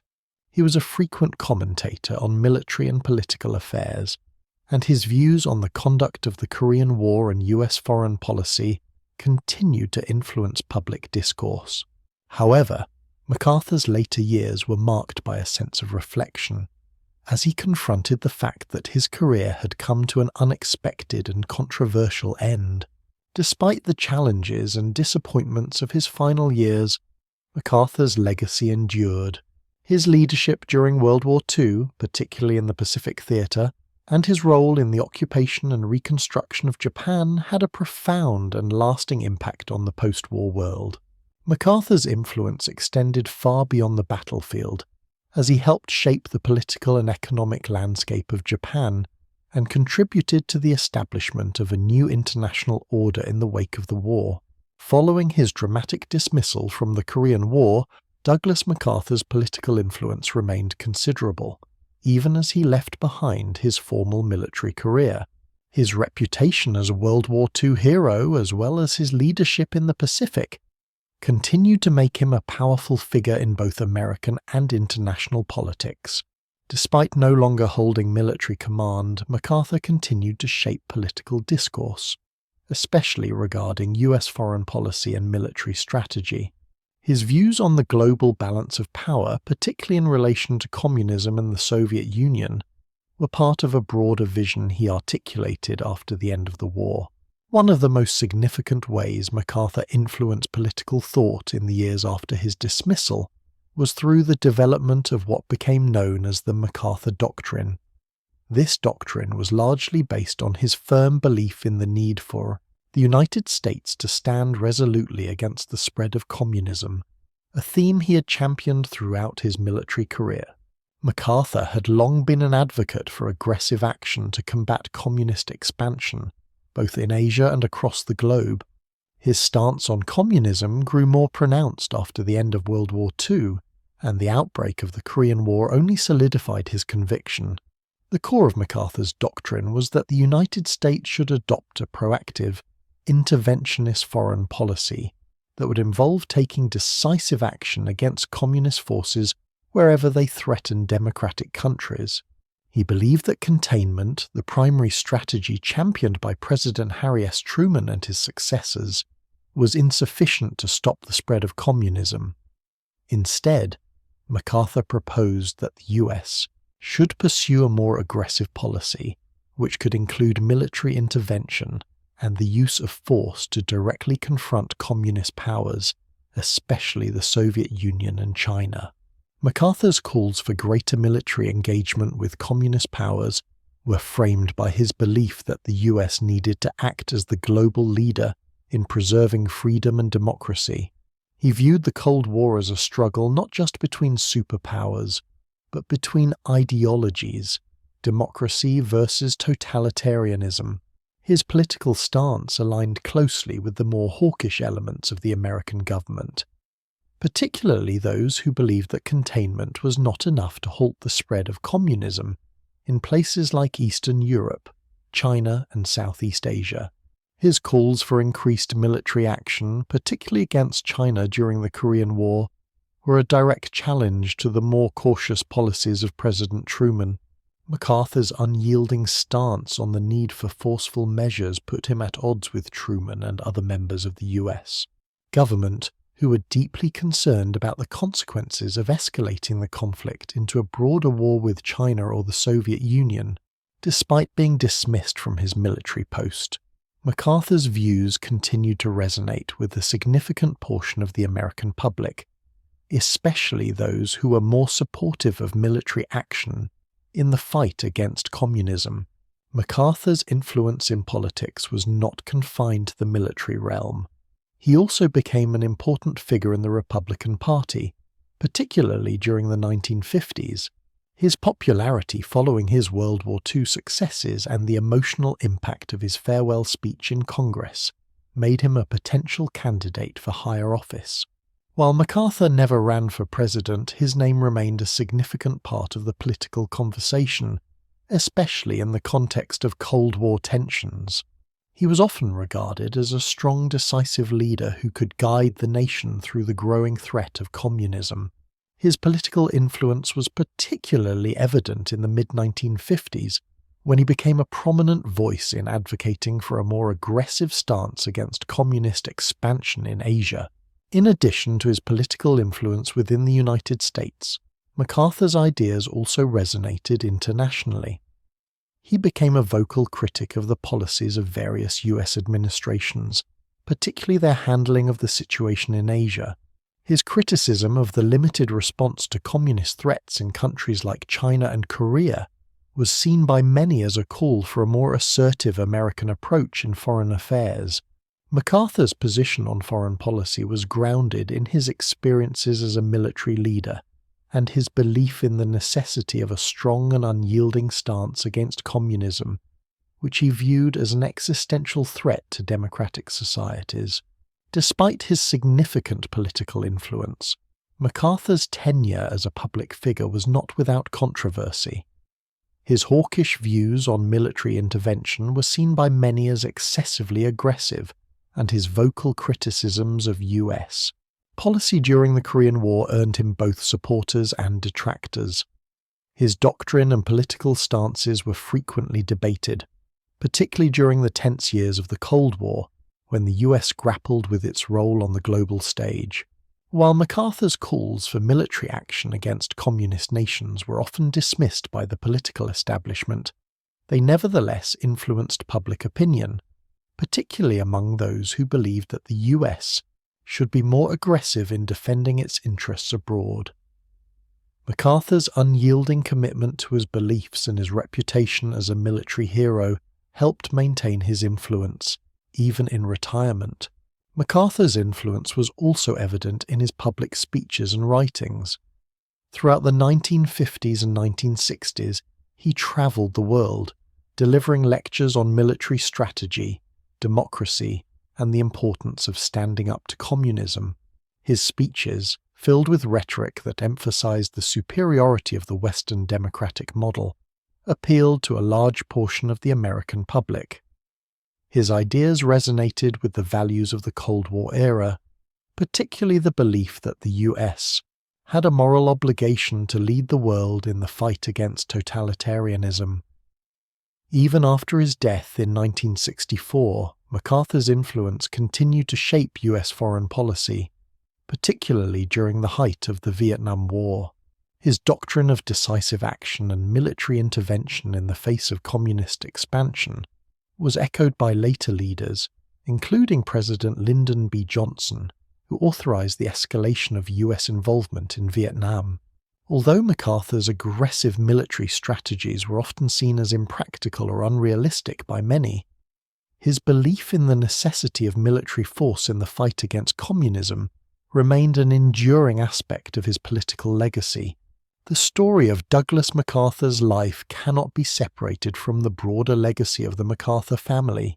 As a direct descendant of a lineage steeped in military tradition, MacArthur's personal and professional identity was shaped by the expectations and standards set by his father, Arthur MacArthur Jr., and further solidified by the historical trajectory of his own military career.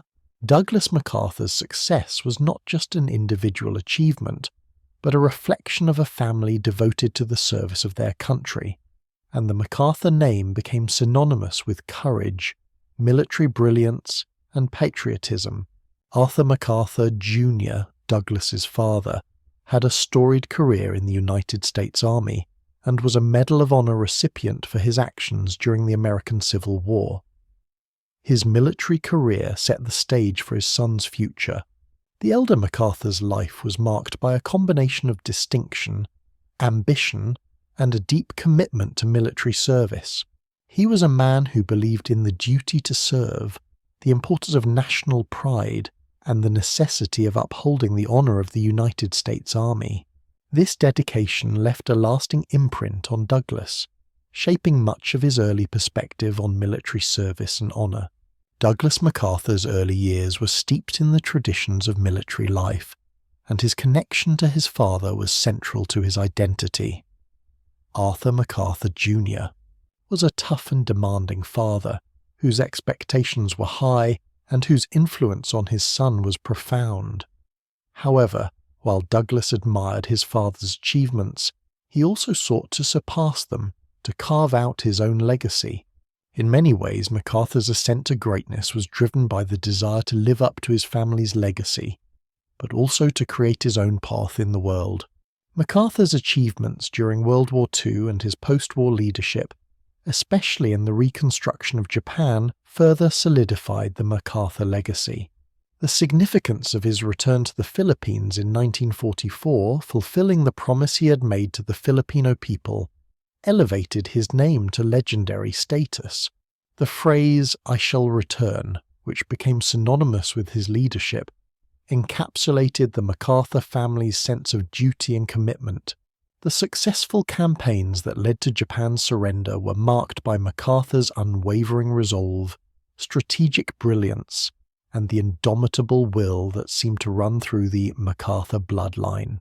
The influence of MacArthur's family legacy extended beyond his military achievements.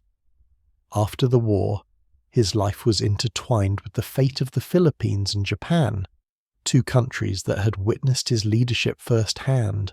His role in rebuilding Japan was one of profound significance, not just for its immediate political and social impact, but also for its long-term influence on the US-Japan relationship. The lasting peace between the two nations, along with Japan's post-war economic miracle, was in large part due to MacArthur's leadership during the occupation. However, MacArthur's legacy did not end with the conclusion of World War II. It was evident in the influence he continued to wield in political and military matters, especially as a symbol of strength and resolve during the Cold War. The MacArthur name carried with it a certain weight, a reflection of both the success and the controversies that accompanied his leadership. In his later years, MacArthur remained a figure of national significance, with both his supporters and detractors seeing him as a central figure in the ongoing ideological struggles of the 20th century.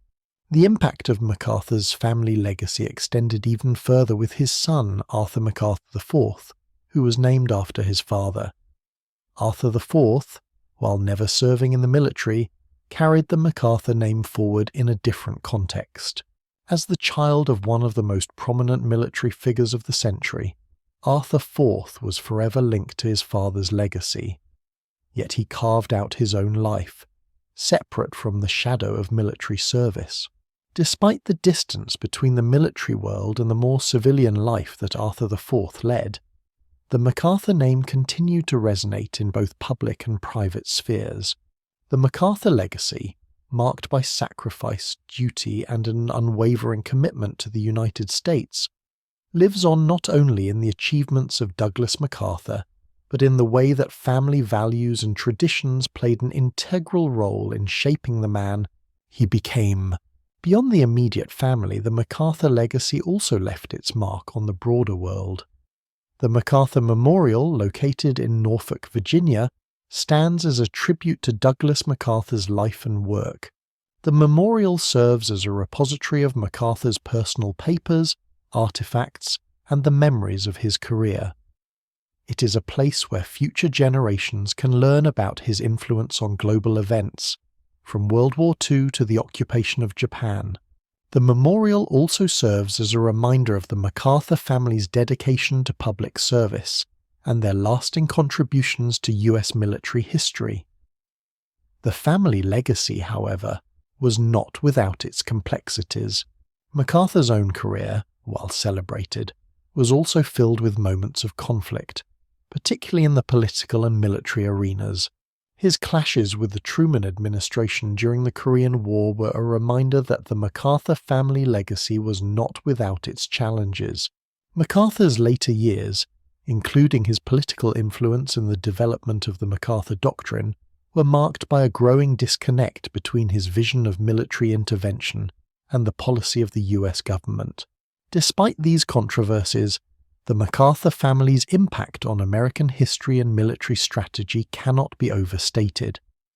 In the end, the MacArthur legacy is a story of ambition, leadership, and a deep sense of duty.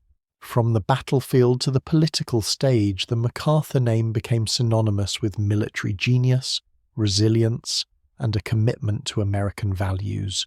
Douglas MacArthur's personal legacy, shaped by his family's history, stands as one of the most enduring in the annals of U.S. history. Douglas MacArthur's leadership was undeniably central to the Allied victory in the Pacific during World War II, but his career was far from free of controversy. While his military brilliance and determination were often praised, his decision-making, especially during the Korean War, created significant tensions with both his superiors and the American public.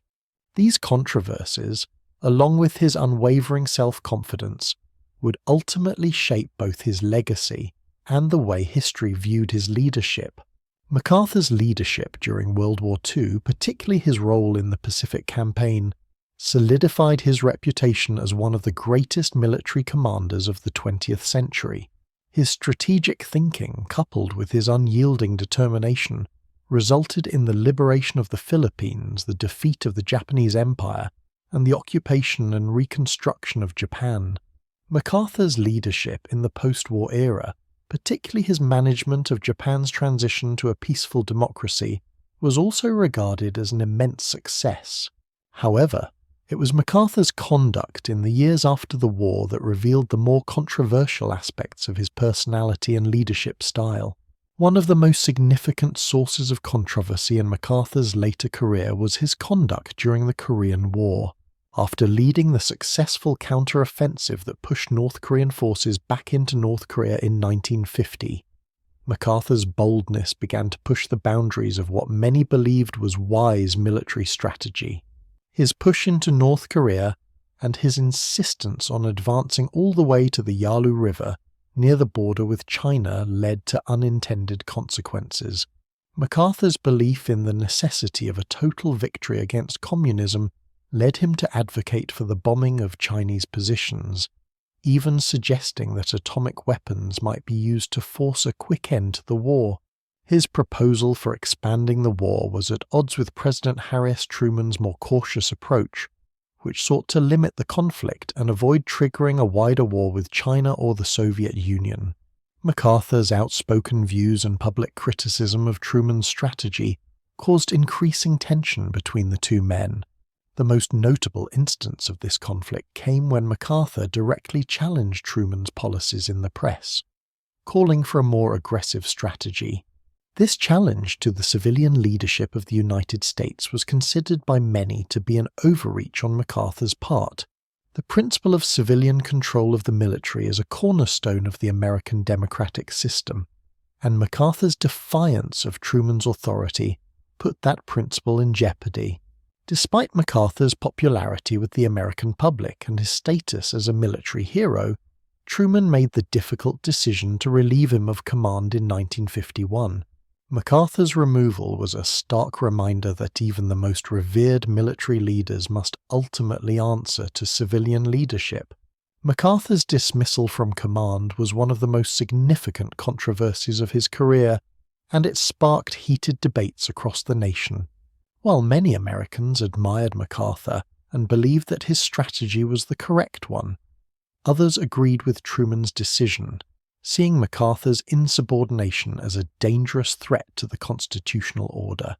The public fallout from his dismissal was considerable, and it exposed a division in American politics over how the United States should approach the growing threat of communism. Despite his removal from command, MacArthur remained a prominent figure in American political life. His supporters viewed him as a champion of American strength and resolve, while his critics saw him as a figure who had overstepped his bounds and jeopardized the country's security. MacArthur's response to his dismissal further fueled the controversy. In his farewell address to Congress, he delivered a speech that became one of his most famous and emotionally charged moments. "Old soldiers never die, they just fade away," he declared, a poignant line that highlighted his personal sense of loss and the public sorrow at his departure. The speech reinforced his image as a steadfast leader, even as his career came to an unexpected and bitter end. MacArthur's later years were marked by a continued sense of self-assurance. He remained publicly active, writing books, giving speeches, and making occasional forays into the political arena. His belief in the necessity of a strong, aggressive foreign policy remained unchanged. He continued to advocate for a hardline stance against communism, even as the US government moved toward more diplomatic and containment-based strategies. His views on the Cold War, particularly his opposition to the policy of containment, were widely debated, and while many admired his conviction, others felt that his approach was too simplistic and dangerous. Despite the controversies surrounding his leadership, MacArthur's legacy remained intact. His role in shaping the Pacific War and his leadership in Japan's post-war reconstruction were monumental achievements that would continue to be praised by historians and military experts. However, his career also serves as a cautionary tale about the dangers of unchecked military power and the importance of maintaining civilian control over the military. MacArthur's personal belief in his own infallibility, combined with his refusal to compromise on his views, ultimately led to a breakdown in his relationship with the American government and his removal from command. In many ways, MacArthur's career was defined by his ability to take bold, decisive action. His successes in the Pacific were the result of his innovative strategies and his unflinching commitment to achieving victory. However, his inability to temper his approach with humility and respect for civilian authority became his downfall in later years. The controversies surrounding his leadership during the Korean War revealed the complexities of MacArthur's character and the challenges of balancing military decisiveness with the realities of global diplomacy. His legacy, therefore, is a complicated one, a mixture of brilliance and hubris, of military genius and political miscalculation. Douglas MacArthur's legacy in military strategy is not limited to his role in World War II and the Korean War. His influence on modern military doctrine continues to be felt today, particularly in the areas of military leadership, strategic planning, and the integration of air, sea, and ground forces in complex campaigns. Throughout his career, MacArthur demonstrated an innovative approach to warfare that went beyond traditional military tactics. His ability to think strategically and his emphasis on combining different branches of the military set the groundwork for future military operations and the evolution of US military doctrine. One of the most important aspects of MacArthur's influence on military doctrine was his development of the island-hopping strategy during the Pacific War. Faced with the challenge of confronting a heavily fortified Japanese empire spread across vast distances, MacArthur and his team devised a strategy that bypassed some of Japan's most heavily defended islands instead focusing on capturing strategically important locations. These locations, often islands with airfields and ports, would allow the Allies to establish bases closer to Japan, cutting off Japanese supply lines and isolating enemy forces. The island-hopping strategy was a remarkable innovation in military planning. It allowed the Allies to gain ground quickly without getting bogged down in costly prolonged battles for heavily defended positions. By focusing on critical points and bypassing others, MacArthur and his commanders were able to secure significant victories without overextending their forces. The success of this strategy played a key role in the eventual defeat of Japan and became a cornerstone of modern military thinking. In addition to his strategic vision, MacArthur was also a pioneer in the integration of air, sea, and ground forces. His campaigns in the Pacific were among the first to fully integrate these three branches of the military in a way that maximized their individual strengths. MacArthur understood that modern warfare required coordination between air forces, naval forces, and ground troops. He often relied on air superiority to soften enemy positions before ground forces made their assault, and he worked closely with naval commanders to ensure that his operations were supported by strong naval power. MacArthur's emphasis on the coordination of different military branches set the stage for future multi-domain operations, where the integration of land, air, sea, cyber, and space forces would become standard practice. The importance of joint operations, where different branches of the military work together toward a common goal, became a critical element of US military doctrine in the years following MacArthur's leadership. His success in integrating different elements of warfare was particularly evident in the later stages of the Pacific War, including the successful campaigns on Iwo Jima and Okinawa, where the combined efforts of the Army, Navy, and Air Force were decisive in overcoming the Japanese defenses. MacArthur's leadership also helped shape the concept of total war, which emphasizes the mobilization of all national resources toward the war effort. Throughout the Pacific Campaign, MacArthur demonstrated an understanding of the importance of maintaining civilian support for military operations. He worked closely with local populations, especially in the Philippines and Japan, to ensure that his military objectives aligned with the long-term stability of the regions he was liberating. This focus on maintaining a positive relationship with civilians, as well as soldiers, became a key component of US military strategy in later conflicts. In the post-war years, MacArthur's influence continued to shape military thinking. His role in the occupation of Japan, where he oversaw the transition from a militaristic empire to a peaceful democratic society, showed his deep understanding of the political and social ramifications of military power. His vision for a stable and peaceful post-war world influenced US military operations during the Cold War and beyond. The concept of military interventions aimed not only at defeating an enemy, but also at rebuilding societies in the aftermath of conflict, would become central to later military strategies, including US involvement in Vietnam and the Middle East. MacArthur's leadership during the Korean War further cemented his place as an influential figure in military strategy. Although his approach to the war was controversial, particularly his calls for more aggressive action against China, it was clear that his strategic thinking had a lasting impact on the way the US military viewed the Cold War and the use of force in foreign policy. MacArthur's insistence on total victory in Korea, as well as his belief that US military power should be used to prevent the spread of communism, resonated with many Cold War-era military leaders. His boldness and willingness to take risks, even at the expense of political considerations, were seen as both a strength and a weakness. But his impact on military leadership remained undeniable. Today, MacArthur's influence is felt in the US military's approach to joint operations, strategy, and leadership.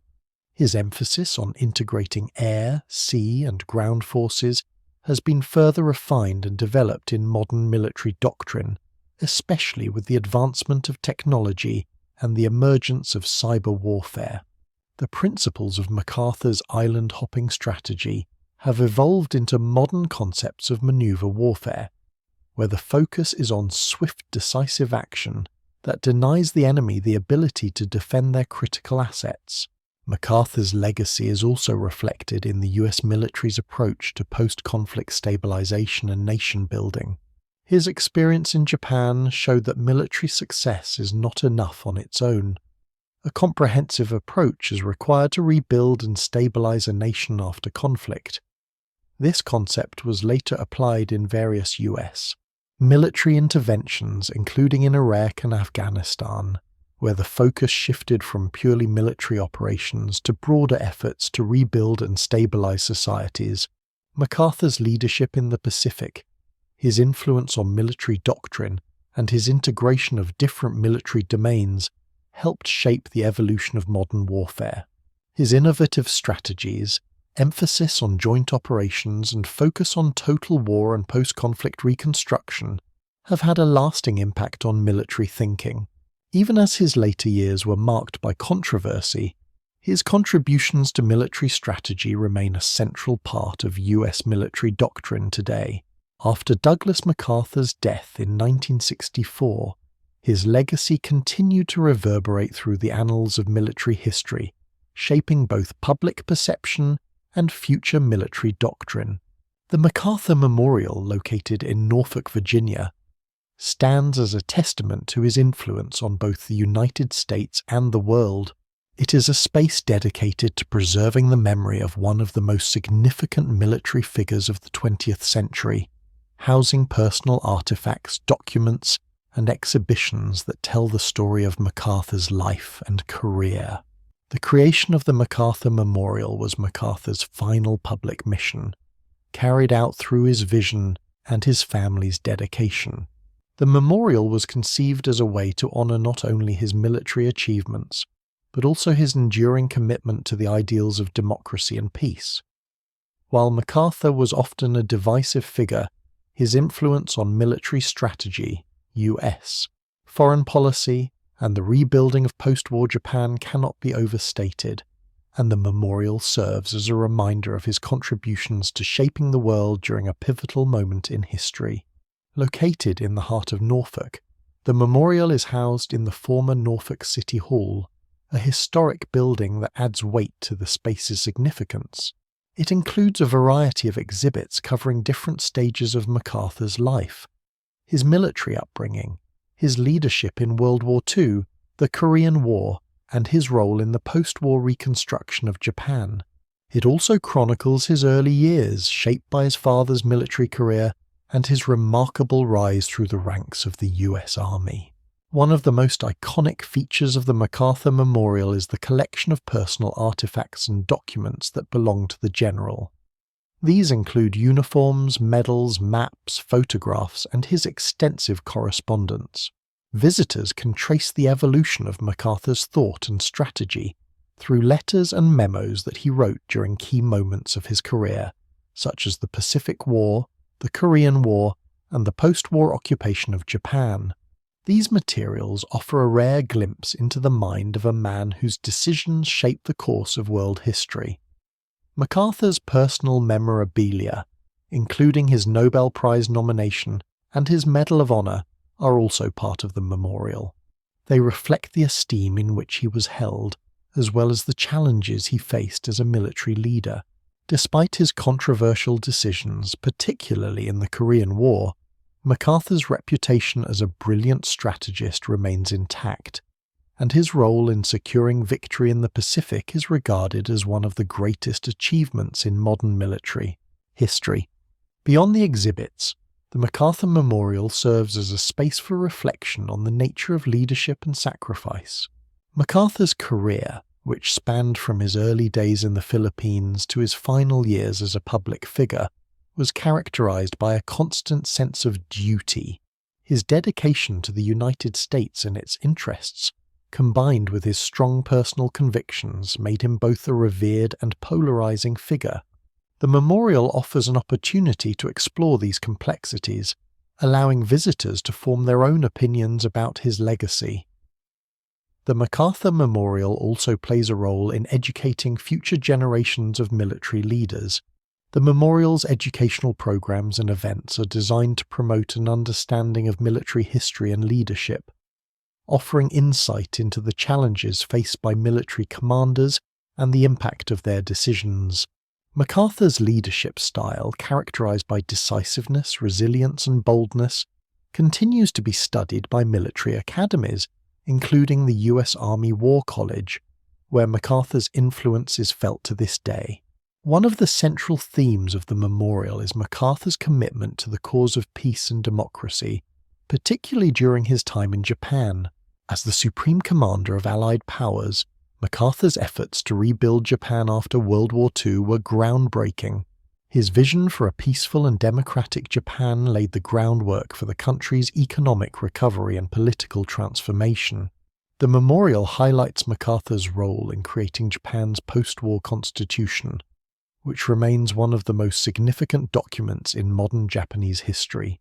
His leadership in this regard and his decision to preserve the emperor's position to ensure stability are considered central to Japan's success in becoming a peaceful, democratic nation. While MacArthur's legacy is often associated with his military victories, the memorial also invites reflection on the moral and ethical complexities of his career. MacArthur's decisions, particularly in the Korean War, were controversial and remain subjects of debate. His willingness to challenge civilian leadership, notably President Truman, and his push for aggressive military action led to his dismissal in 1951. Despite this, his influence on military strategy and his role in shaping the post-war world continue to resonate. MacArthur's legacy is also intertwined with the broader history of U.S. military involvement in Asia. His leadership during the Korean War, his role in the occupation of Japan, and his emphasis on standing firm against communism shaped U.S. policy in the region for decades. The policies he advocated for, including the need to engage in direct military action to prevent the spread of communism, influenced U.S. foreign policy during the Cold War and beyond. The MacArthur Memorial's role in preserving his legacy is not limited to the U.S. perspective. It also serves as a reminder of the broader geopolitical changes that occurred in Asia during and after MacArthur's tenure. His leadership in Japan contributed to the reshaping of international relations, not only with Japan but also with other nations in the Pacific and Southeast Asia. The memorial is a place where visitors can reflect on the impact of U.S. foreign policy in the region and the complex legacy of MacArthur's leadership. As we look back on MacArthur's life, it becomes clear that his impact extended far beyond the military battlefield.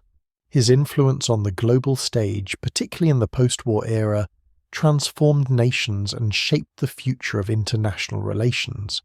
The MacArthur Memorial stands as a lasting tribute to his vision, leadership, and unwavering commitment to the United States and the ideals of peace, democracy, and freedom.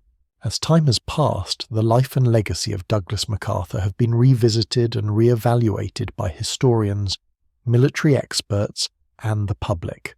While his military genius and leadership during World War II, particularly in the Pacific Theatre, are widely acknowledged, the complexities of his character and decisions, especially during his later years, remain subjects of intense debate. MacArthur's life was marked by towering achievements and moments of controversy, but the breadth of his influence on military and global affairs cannot be denied. Revisiting MacArthur's life offers a unique opportunity to consider the broader historical context in which he operated. His career spanned nearly half a century, during which he faced both the triumphs of victory and the burdens of difficult decisions. Born into a family steeped in military tradition, MacArthur's identity was shaped from an early age by the expectations of duty, honour, and sacrifice. These ideals would guide him through some of the most defining moments of the 20th century. MacArthur's military strategy during World War II, particularly his innovative use of the island hopping campaign, exemplified his ability to think beyond conventional tactics. The Pacific War presented unique challenges, not just in terms of the geography and distances involved, but also in the need for an adaptable, mobile strategy that could isolate the Japanese Empire while preserving limited resources.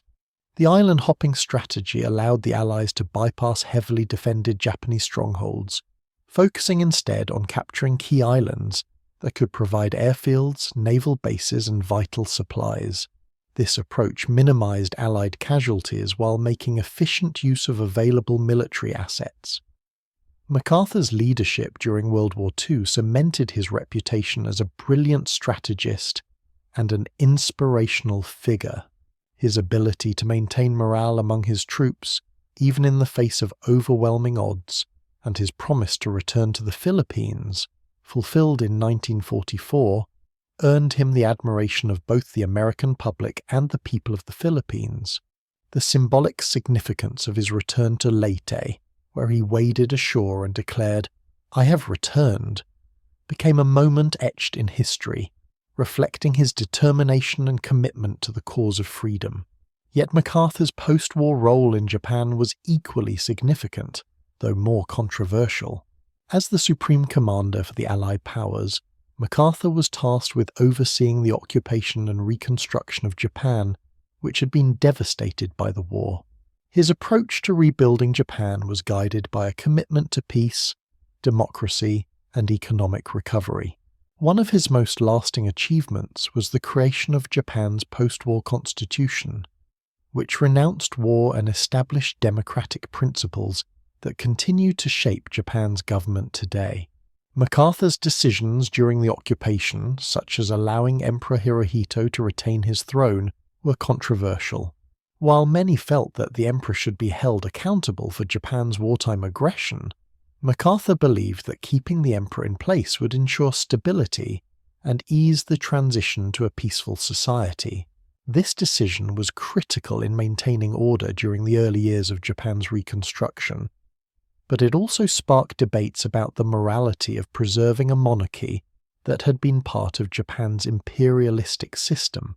Despite his successes in Japan, MacArthur's later years were marked by tensions with the US government. His role in the Korean War would become the most contentious chapter of his career. His advocacy for an aggressive military response, including the use of atomic weapons against China, put him at odds with President Harry S. Truman.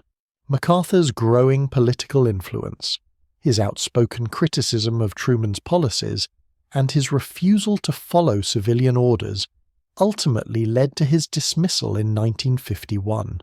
This marked the end of MacArthur's formal military career, but his legacy was far from over. MacArthur's dismissal did not diminish his influence.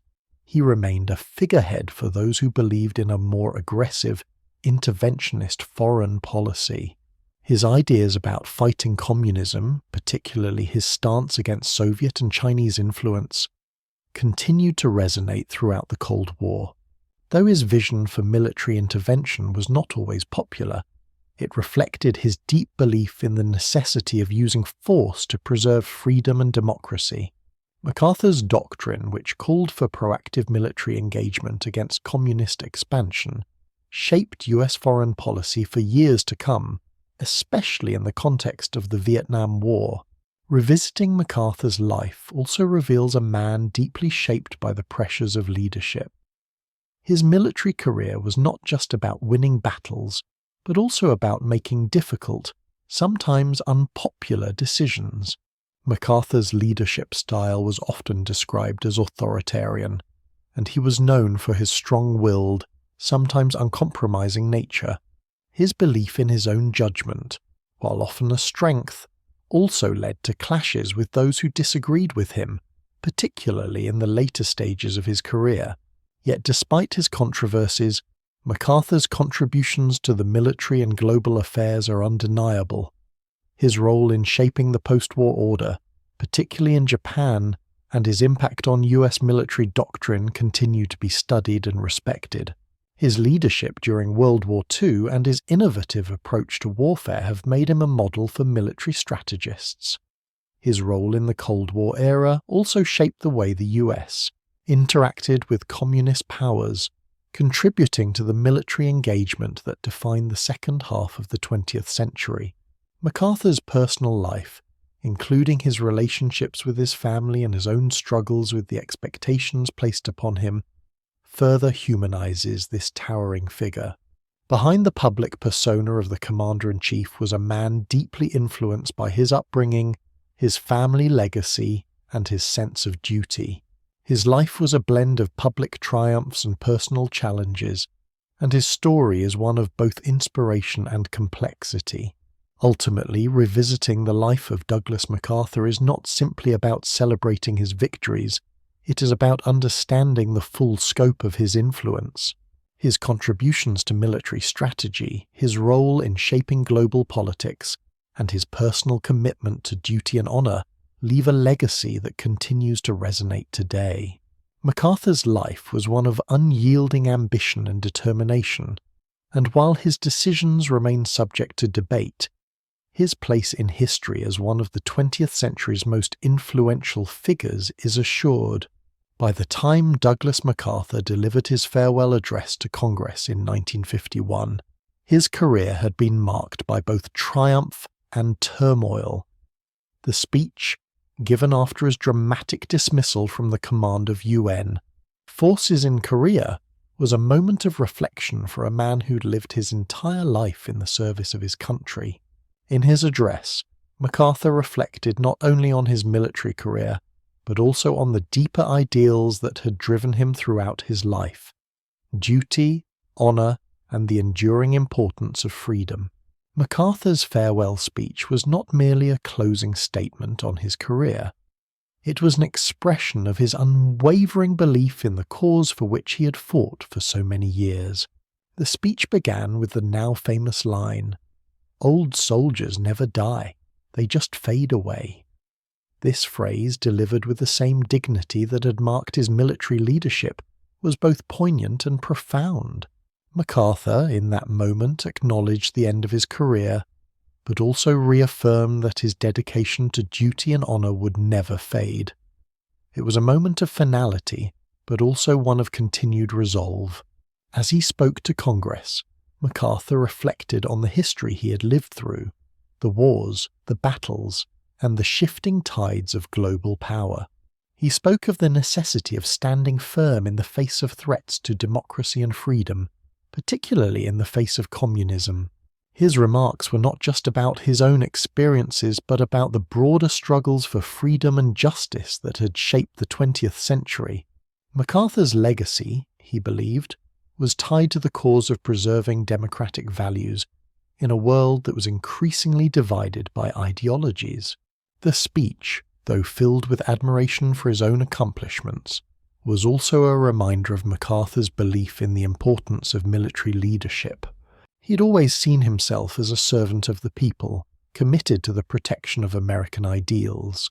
His work in Japan after World War II, his stewardship of the occupation, and his efforts to rebuild a war-torn nation was, in his view, an extension of his broader mission to promote peace and democracy worldwide.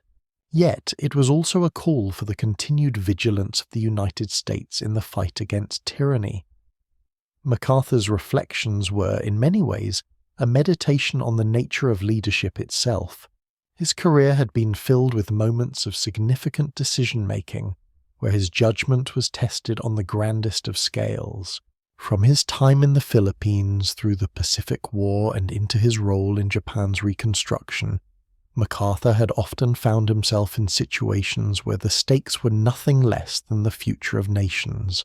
In his speech, he expressed the belief that leadership required not only intellect and strategy, but also an unwavering commitment to the ideals of honor and duty. Despite his many successes, MacArthur was not blind to the complexities of his own career. His leadership style, often criticized for its boldness and insistence on his own vision, had alienated many within the US government.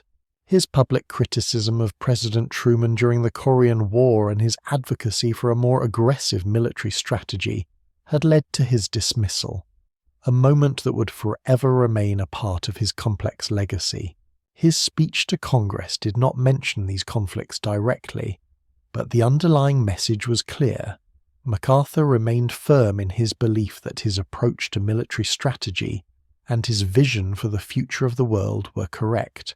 In the context of his farewell speech, MacArthur's words also carried a sense of finality, a sense that though his active role in military leadership had come to an end, the mission he had set forth to preserve peace and democracy would continue. It was a message that resonated with many Americans, who saw MacArthur as a symbol of strength and resolve in the face of global challenges. His refusal to back down, even in the face of political opposition, had made him a controversial figure, but also one who stood as a pillar of American military leadership. For MacArthur, his departure from the stage did not mark the end of his influence. He remained a public figure in the years that followed, speaking on military and political matters, and continuing to advocate for policies that aligned with his vision of a strong interventionist America. Though he would never return to public office, MacArthur's presence continued to be felt through his speeches, writings, and the legacy of his leadership. MacArthur's farewell address to Congress was not just a personal statement, but a reflection of the broader challenges of leadership and the role of military power in shaping the future of the world. His vision of leadership, one that combined courage, honor, and unwavering commitment to duty, resonated with his contemporaries and continues to inspire military leaders and political figures today. While his methods were often contentious, MacArthur's impact on military strategy, US foreign policy, and global affairs is undeniable. His leadership, for better or worse, shaped the course of history in ways that few others could claim. In the end, MacArthur's life and career were a study in contrasts. A man of immense military genius, a steadfast believer in democracy, yet a figure whose personal ambition and confidence often led him to conflict with those around him. His farewell speech was not just a closing chapter to his career, but a reflection on the values that had driven him to the heights of military success. His words, delivered with the gravity and solemnity of a man who had given his life to service, resonated far beyond the walls of Congress. They were a call to future generations to uphold the principles of freedom, honor, and duty in the face of any challenge. Douglas MacArthur's legacy is a subject of continued reflection and debate, shaped by both his monumental achievements and the controversies that defined his later years.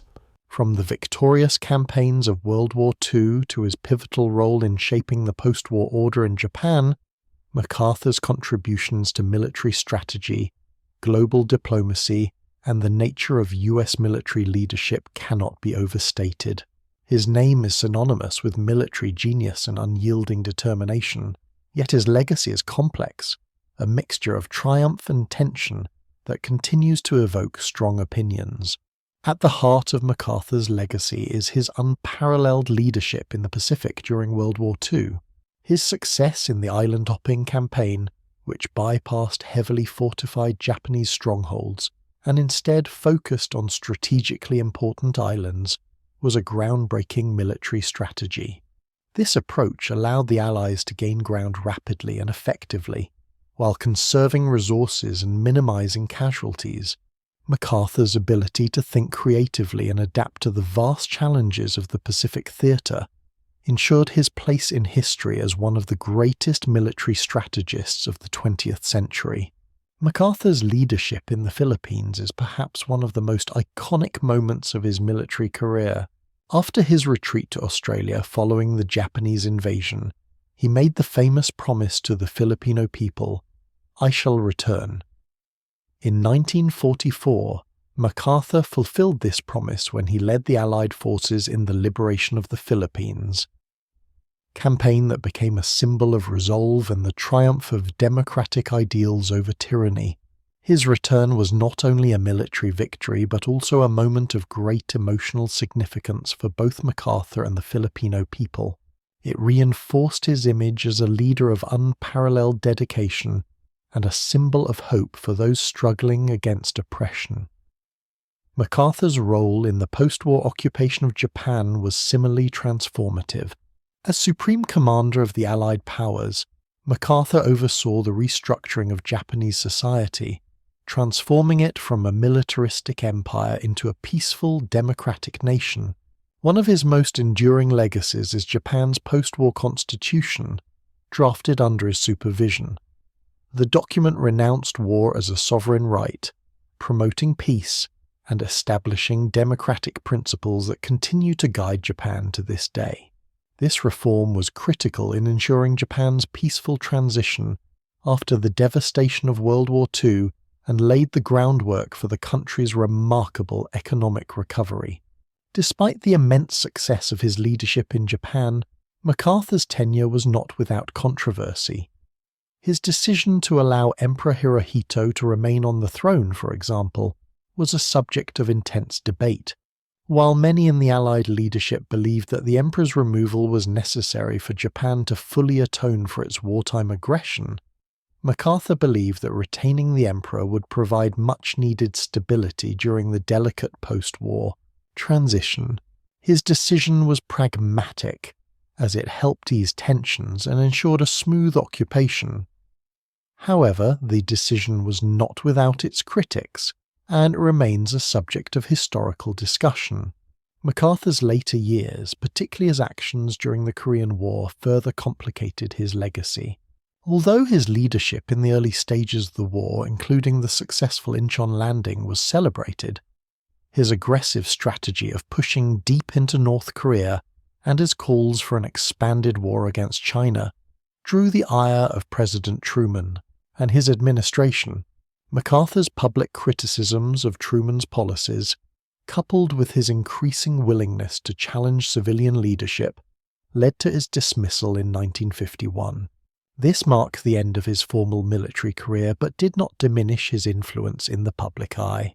The Korean War and MacArthur's eventual dismissal highlighted the tension between military leadership and civilian control, a fundamental principle of US democracy. MacArthur's refusal to bow to civilian authority was seen by some as a sign of his unshakable commitment to his vision of military victory, but by others as a dangerous disregard for the democratic system. MacArthur's dismissal remains a significant moment in American political history, as it underscored the delicate balance between military power and the authority of elected officials. Even after his removal from command, MacArthur remained a prominent figure in American politics. His continued influence was felt through his speeches and public statements, in which he advocated for a more aggressive stance against communism, particularly in Asia. His political ideas, which would come to be known as the MacArthur Doctrine, emphasized the need for military intervention to combat communist expansion. While his views were controversial, they resonated with a significant portion of the American public, especially during the early years of the Cold War. MacArthur's later life, particularly his continued influence in political circles, demonstrates the lasting power of his legacy.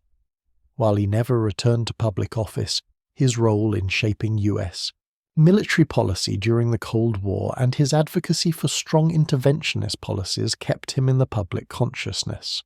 His reputation as a military genius was balanced by his polarizing political views, which further complicated the public's perception of him.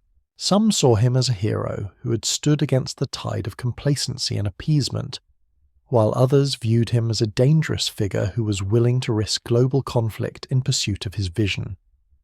MacArthur's legacy also extends to his family. His son, Arthur MacArthur IV, though never serving in the military, carried the MacArthur name into the next generation. The MacArthur name, associated with strength, duty, and leadership, continues to evoke powerful images of a family devoted to public service. The MacArthur Memorial, which houses artifacts from Douglas MacArthur's life and career, serves as a lasting tribute to both his personal achievements and the broader MacArthur family legacy.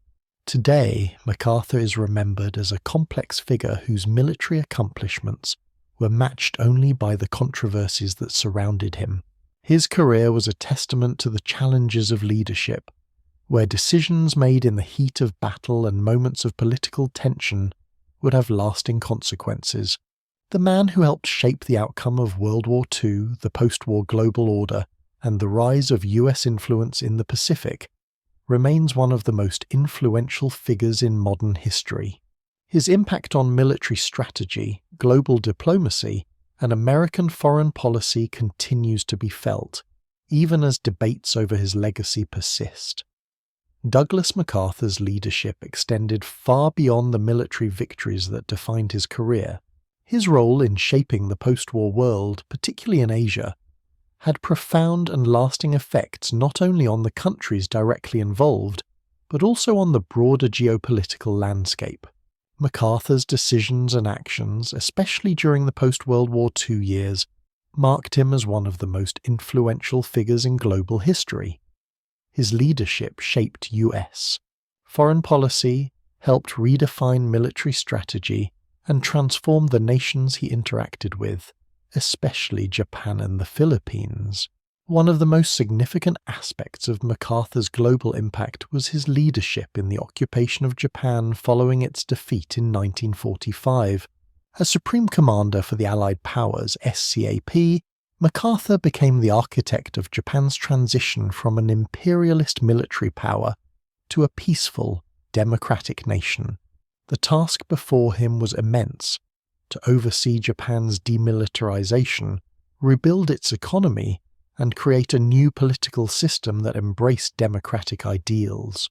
MacArthur's influence during this period was not just limited to military concerns, but extended to the realms of politics, governance, and economics. MacArthur's vision for post-war Japan was grounded in the belief that true peace and stability could only be achieved through the dismantling of Japan's militaristic institutions and the establishment of a democratic political system. One of his most enduring legacies in Japan is the Japanese constitution, known as the MacArthur Constitution, which was enacted in 1947. This constitution, which remains Japan's governing document today, renounced war as a sovereign right, banned the maintenance of military forces, and guaranteed civil liberties for all Japanese citizens. Article 9, which formally renounces the use of force to settle international disputes, became one of the most iconic elements of the Constitution. MacArthur's decision to allow Emperor Hirohito to retain his position as the ceremonial head of state was also a key moment in shaping Japan's post-war trajectory. While many in the Allied leadership wanted to depose the emperor as a symbol of Japan's militaristic past, MacArthur believed that retaining the emperor would provide stability during the reconstruction process. His decision proved to be a pragmatic one, as it helped ensure a smooth transition and avoid further destabilization in the immediate aftermath of the war. Hirohito's continued presence helped maintain social order and was a crucial factor in Japan's rapid recovery. MacArthur's work in Japan went beyond political and constitutional reforms.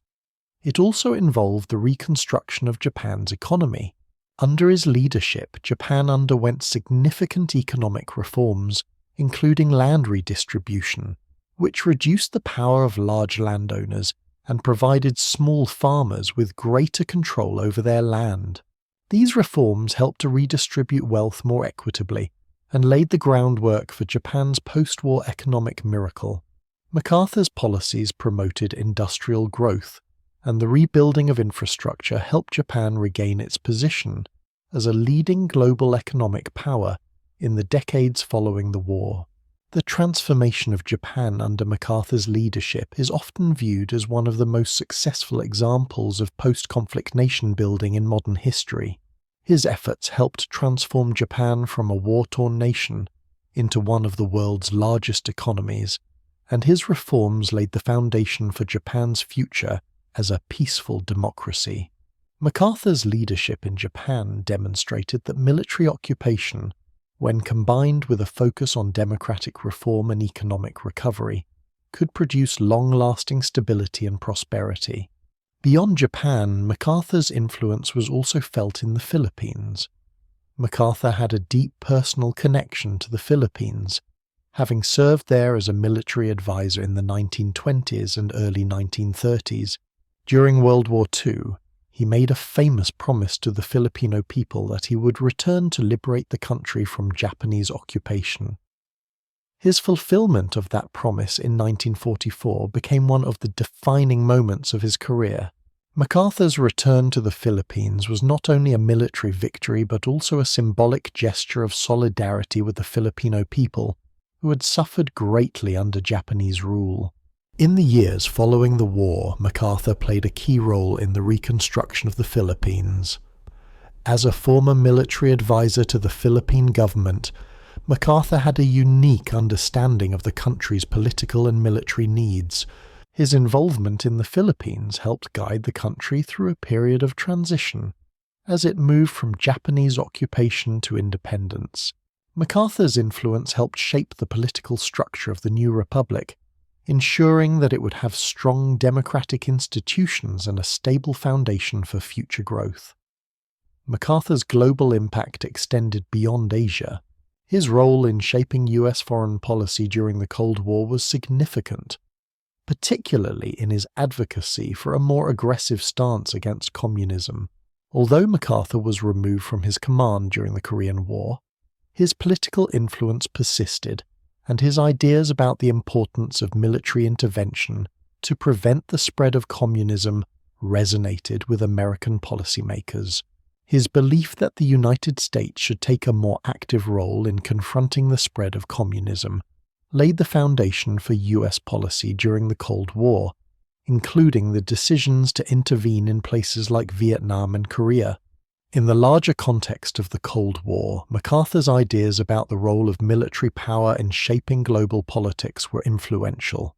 His focus on using military force to achieve political objectives, and his belief in the need for a strong interventionist foreign policy helped shape the thinking of many US leaders during the early years of the Cold War. Although his more aggressive stance was not always embraced by the US government, it contributed to the development of US military and foreign policy in the years that followed. MacArthur's legacy, however, is not without its critics. His advocacy for aggressive military intervention, particularly in Korea, where he pushed for an expanded war against China, remains controversial. His clashes with President Truman over the conduct of the Korean War highlight the tensions that can arise when military leadership clashes with civilian authority. These controversies, along with his refusal to compromise on his vision, are part of the complex legacy that MacArthur left behind. Nevertheless, the global impact of MacArthur's leadership is undeniable. His role in shaping the post-war order, particularly in Japan and the Philippines, and his influence on US foreign policy during the Cold War, helped to redefine the way the United States interacted with the world.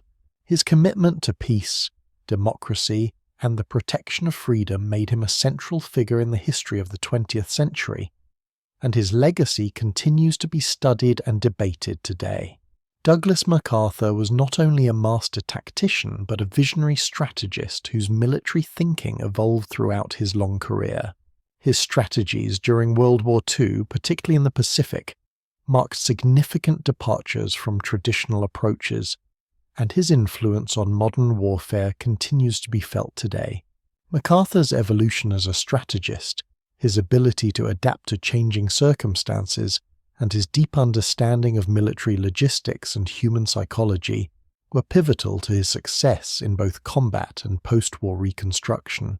MacArthur's career spanned both conventional warfare and modern, mechanized combat, and he was at the forefront of many of the key changes in military strategy that occurred throughout the 20th century.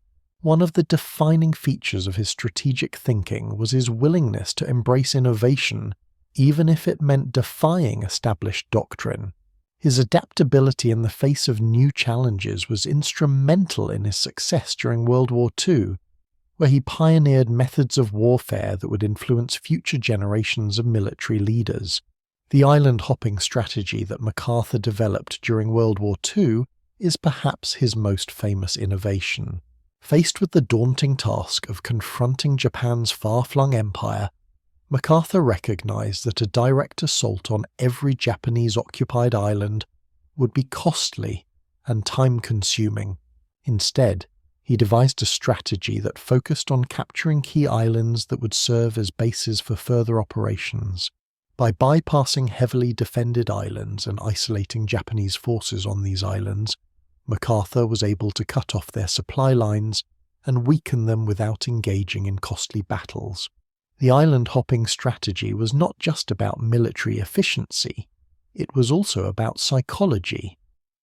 MacArthur understood the importance of morale, both for his troops and for the enemy. By bypassing certain islands, he was able to make the Japanese appear weaker and more vulnerable, while preserving his own forces. The speed and success of the island-hopping campaigns, including the recapture of the Philippines, made it clear that MacArthur's strategic thinking was ahead of its time. His ability to maintain momentum while limiting the loss of life and resources was key to the success of the Pacific War. Another key aspect of MacArthur's military strategy was his emphasis on joint operations.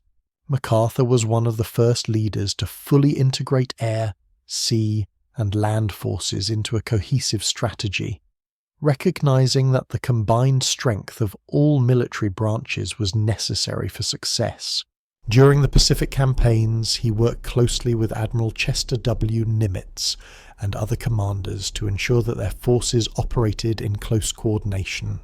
The synergy between the Navy, Army, and Air Force under MacArthur's leadership allowed for more effective use of resources and greater flexibility in operations. The Battle of Leyte Gulf in 1944 is a prime example of MacArthur's strategic integration of air, sea, and ground forces.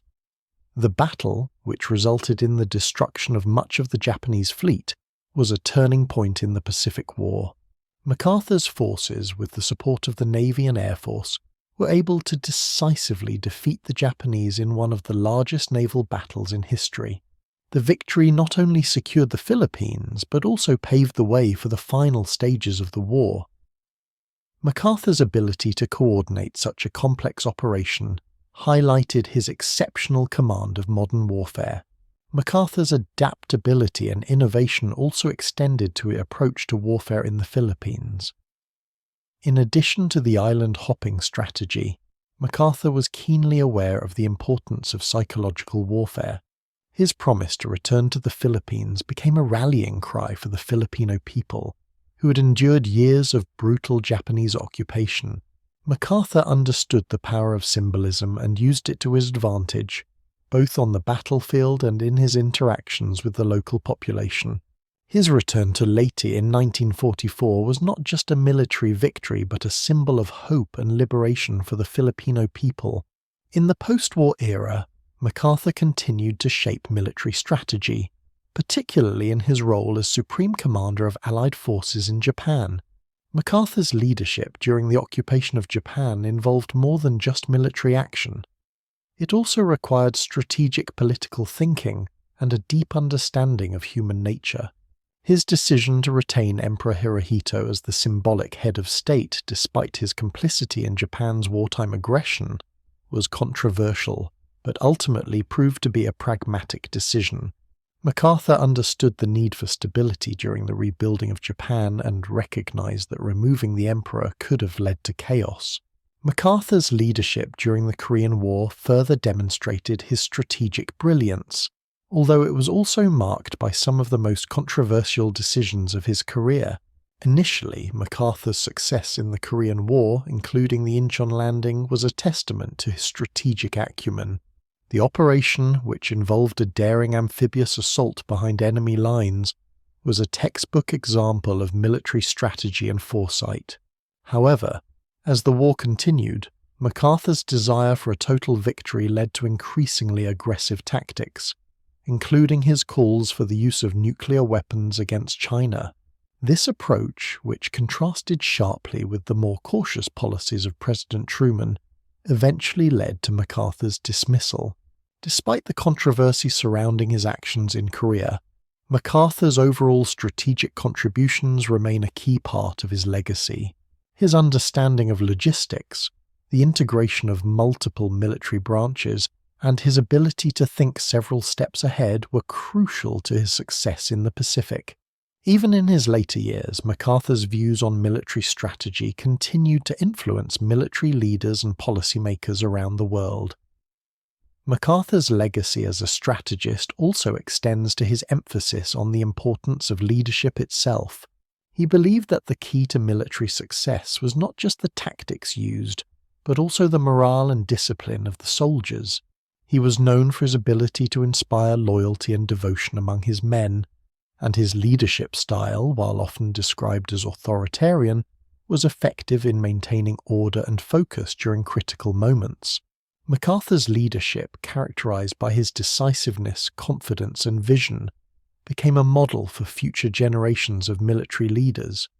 Today, MacArthur's impact on military strategy continues to be studied and debated.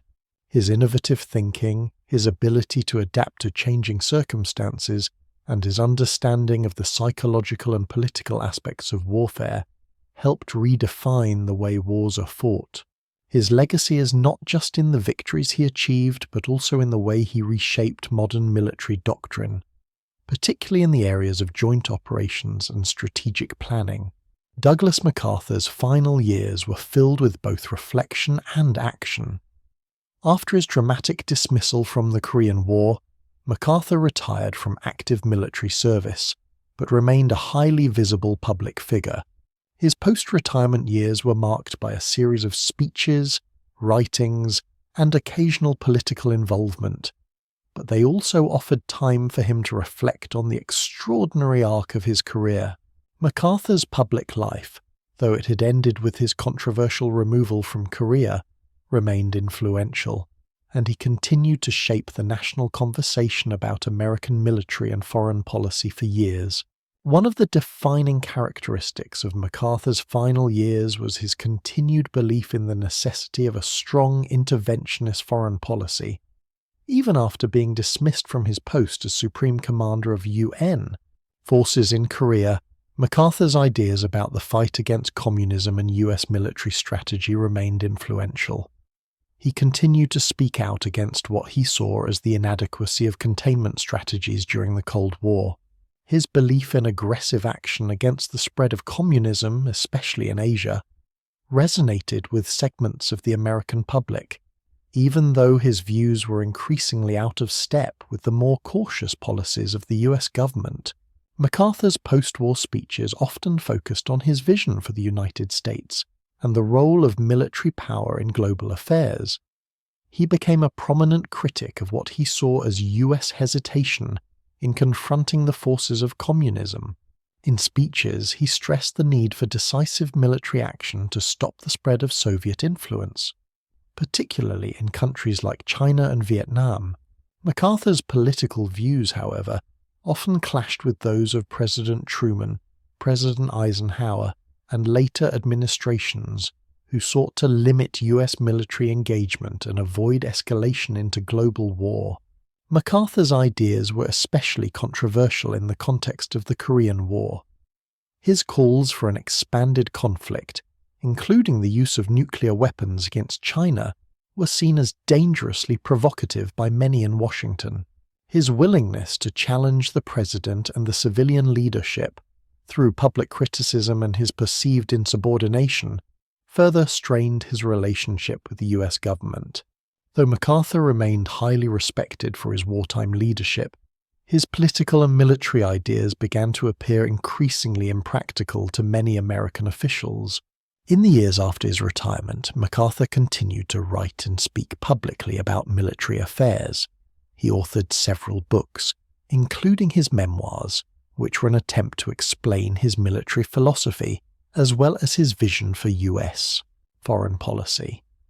His autobiography, Reminiscences, published in 1964, was a reflective work in which MacArthur detailed his career, his views on leadership, and his thoughts on global strategy.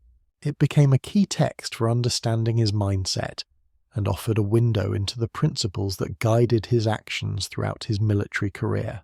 Despite his more conservative views, MacArthur's speeches and writings continued to garner attention. particularly among those who favoured a more aggressive approach to foreign policy. He became an elder statesman of sorts, a figure who had experienced both the victories of World War II and the complicated realities of the Cold War. MacArthur's image remained that of a soldier committed to duty, honour and country, values he had held throughout his career. His public statements in his final years, though occasionally controversial, helped reinforce the image of MacArthur as a steadfast advocate for American strength and resolve. MacArthur's later years also saw him increasingly focused on his legacy. He had already secured his place in history through his military successes, but as time passed he became more concerned with how he would be remembered. His personal and professional life were frequently scrutinized by the press and public, as his influence over military affairs and foreign policy remained a topic of conversation long after his departure from the Korean War. In his later years, MacArthur began to view his earlier military career as part of a larger vision for US leadership in the world, one that prioritized democracy and the defense of freedom against the forces of totalitarianism. MacArthur's final public appearances were filled with both a sense of accomplishment and the weight of missed opportunities. He never achieved the political office that some had anticipated, and his foreign policy ideas were often sidelined by the political realities of the post-war world. Nonetheless, his influence as a military leader and his public advocacy for military intervention continue to resonate. His legacy, in many ways, was one of contrasts. MacArthur was a man of great intellectual ability and military innovation, but also one of immense pride and at times overbearing confidence. His refusal to back down from his beliefs led to some of his most dramatic moments, both in terms of military success and political downfall. Yet MacArthur's achievements cannot be denied. His leadership in World War II, his role in shaping post-war Japan, and his advocacy for a strong interventionist American foreign policy left an indelible mark on both US and global history. In his final years, MacArthur grappled with the reality that despite his achievements, his career had ended in controversy. The decisions that had led to his dismissal from Korea remained a source of frustration for him. But MacArthur also recognized that his service had been part of something larger than himself. He had devoted his life to the defense of the principles he believed were essential to the preservation of freedom. For him, the struggle was never just about victory in battle, but about the protection of ideals and the larger mission of the United States in a changing world. Douglas MacArthur passed away on April 5, 1964, at the age of 84. His death marked the end of an era, but his legacy as one of the most significant military figures of the 20th century continues to be felt today. His strategic innovations, leadership during World War II, and influence on post-war Japan remain key components of his enduring impact on history. MacArthur's life is a testament to the complexities of leadership, where brilliance and controversy coexist, and where the pursuit of ideals sometimes leads to difficult and even painful consequences. Douglas MacArthur's influence on US foreign policy remains a powerful and enduring part of his legacy. While his military strategies and leadership during World War II helped define the course of the Pacific War, his vision for America's role in the post-war world and his advocacy for an aggressive stance against communism continued to shape US foreign policy long after his departure from active duty. MacArthur's ideas about the use of military power and the importance of taking decisive action against global threats made a lasting impact on US policymakers and military leaders during the Cold War and beyond. MacArthur's views on US foreign policy were grounded in his experiences during World War II, particularly his time in the Pacific and his involvement in the occupation and reconstruction of Japan. After the war, he continued to believe that the United States had a moral obligation to lead the world in the fight against totalitarianism. He was a vocal advocate for the use of military force when necessary to protect freedom and democracy, and he often criticized the more cautious approaches of political leaders who were focused on containment rather than confrontation.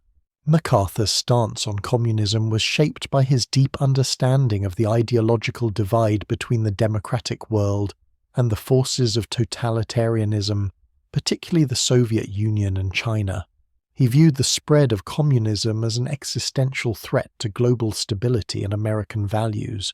In the years following World War II, as the Cold War began to unfold, MacArthur's calls for more aggressive military intervention in Asia became a central feature of his foreign policy philosophy. He saw the US as the primary force capable of halting the spread of communism, particularly in regions where communist forces were gaining strength, such as Korea and Vietnam. During the Korean War, MacArthur's approach to military strategy and foreign policy sharply contrasted with that of President Harry S. Truman. MacArthur believed that the United States should pursue a more expansive war against communist forces in Asia, including the use of nuclear weapons against China. His belief in the need to achieve a total victory against communism led him to advocate for the complete destruction of the Chinese military and the forcible reunification of Korea under a pro-Western government. MacArthur's willingness to escalate the conflict, even at the risk of provoking a broader war with China or the Soviet Union, put him at odds with Truman's more cautious policy of limited engagement. MacArthur's insistence on pursuing military victory at any cost was a key element of his foreign policy vision.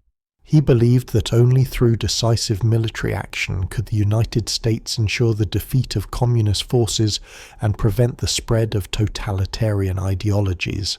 This approach to foreign policy was part of MacArthur's broader belief in American exceptionalism, the idea that the US had a unique responsibility to defend the ideals of liberty and democracy around the world. MacArthur saw the United States as the primary defender of these values, and he believed that the nation's strength and resolve were crucial to maintaining global peace and stability. Although MacArthur's calls for aggressive military intervention were not always in line with the policies of the US government, his views on the importance of military power influenced American policymakers throughout the Cold War. His vision of using military force to secure American interests abroad found resonance in the post-World War II context, where the United States was faced with the growing threat of Soviet expansion and the spread of communism. The doctrine of containment, which sought to prevent the spread of communism without directly confronting the Soviet Union or China, was an approach that MacArthur believed was insufficient in dealing with the global challenge posed by communist forces. MacArthur's influence on US foreign policy continued to be felt after his dismissal from the Korean War. His calls for more aggressive military action, particularly in Asia, were echoed by other political and military leaders during the Cold War. The most notable example of this influence was the US intervention in Vietnam, where American forces became involved in an escalating conflict with the communist forces of North Vietnam. While MacArthur's specific recommendations for military intervention in Vietnam were not followed, his belief in the necessity of confronting communism through direct military action remained a guiding principle for US foreign policy during the 1950s and 1960s. MacArthur's foreign policy ideas also had a lasting impact on the military strategy employed by the United States during the Cold War. His emphasis on the use of air, sea and land forces in a coordinated manner became a cornerstone of US military doctrine. MacArthur's approach to joint operations, which integrated different branches of the military into a cohesive strategy, influenced the development of modern military tactics, particularly in the areas of combined arms and multi-domain operations. His emphasis on flexibility and the ability to adapt to rapidly changing conditions in the field became key principles of US military training and doctrine in the years following World War II. Despite the controversies surrounding MacArthur's later years, his influence on US foreign policy and military strategy cannot be overstated. His advocacy for a proactive, interventionist approach to global threats helped shape the way the United States interacted with the world during the Cold War. His belief in the importance of maintaining American strength and leadership in the fight against communism became a central tenet of US policy during the post-war period. MacArthur's ideas about the role of military power in defending democracy and freedom continue to inform US foreign policy to this day, particularly in regions where the threat of totalitarianism remains a concern. In retrospect, MacArthur's foreign policy vision was both visionary and flawed. While his commitment to confronting communism and preserving American ideals was admirable, his willingness to escalate conflicts and his sometimes unilateral approach to military decision-making were sources of tension and controversy. MacArthur's legacy in foreign policy is a complex one, shaped by his successes and failures, his boldness and his stubbornness. Nevertheless, his influence on the course of history remains undeniable, and his ideas continue to resonate in the ongoing debates about the role of military power in global affairs. Douglas MacArthur's approach to leadership was not only a key component of his success as a military commander, but it also left a lasting mark on the principles of military leadership and command structures.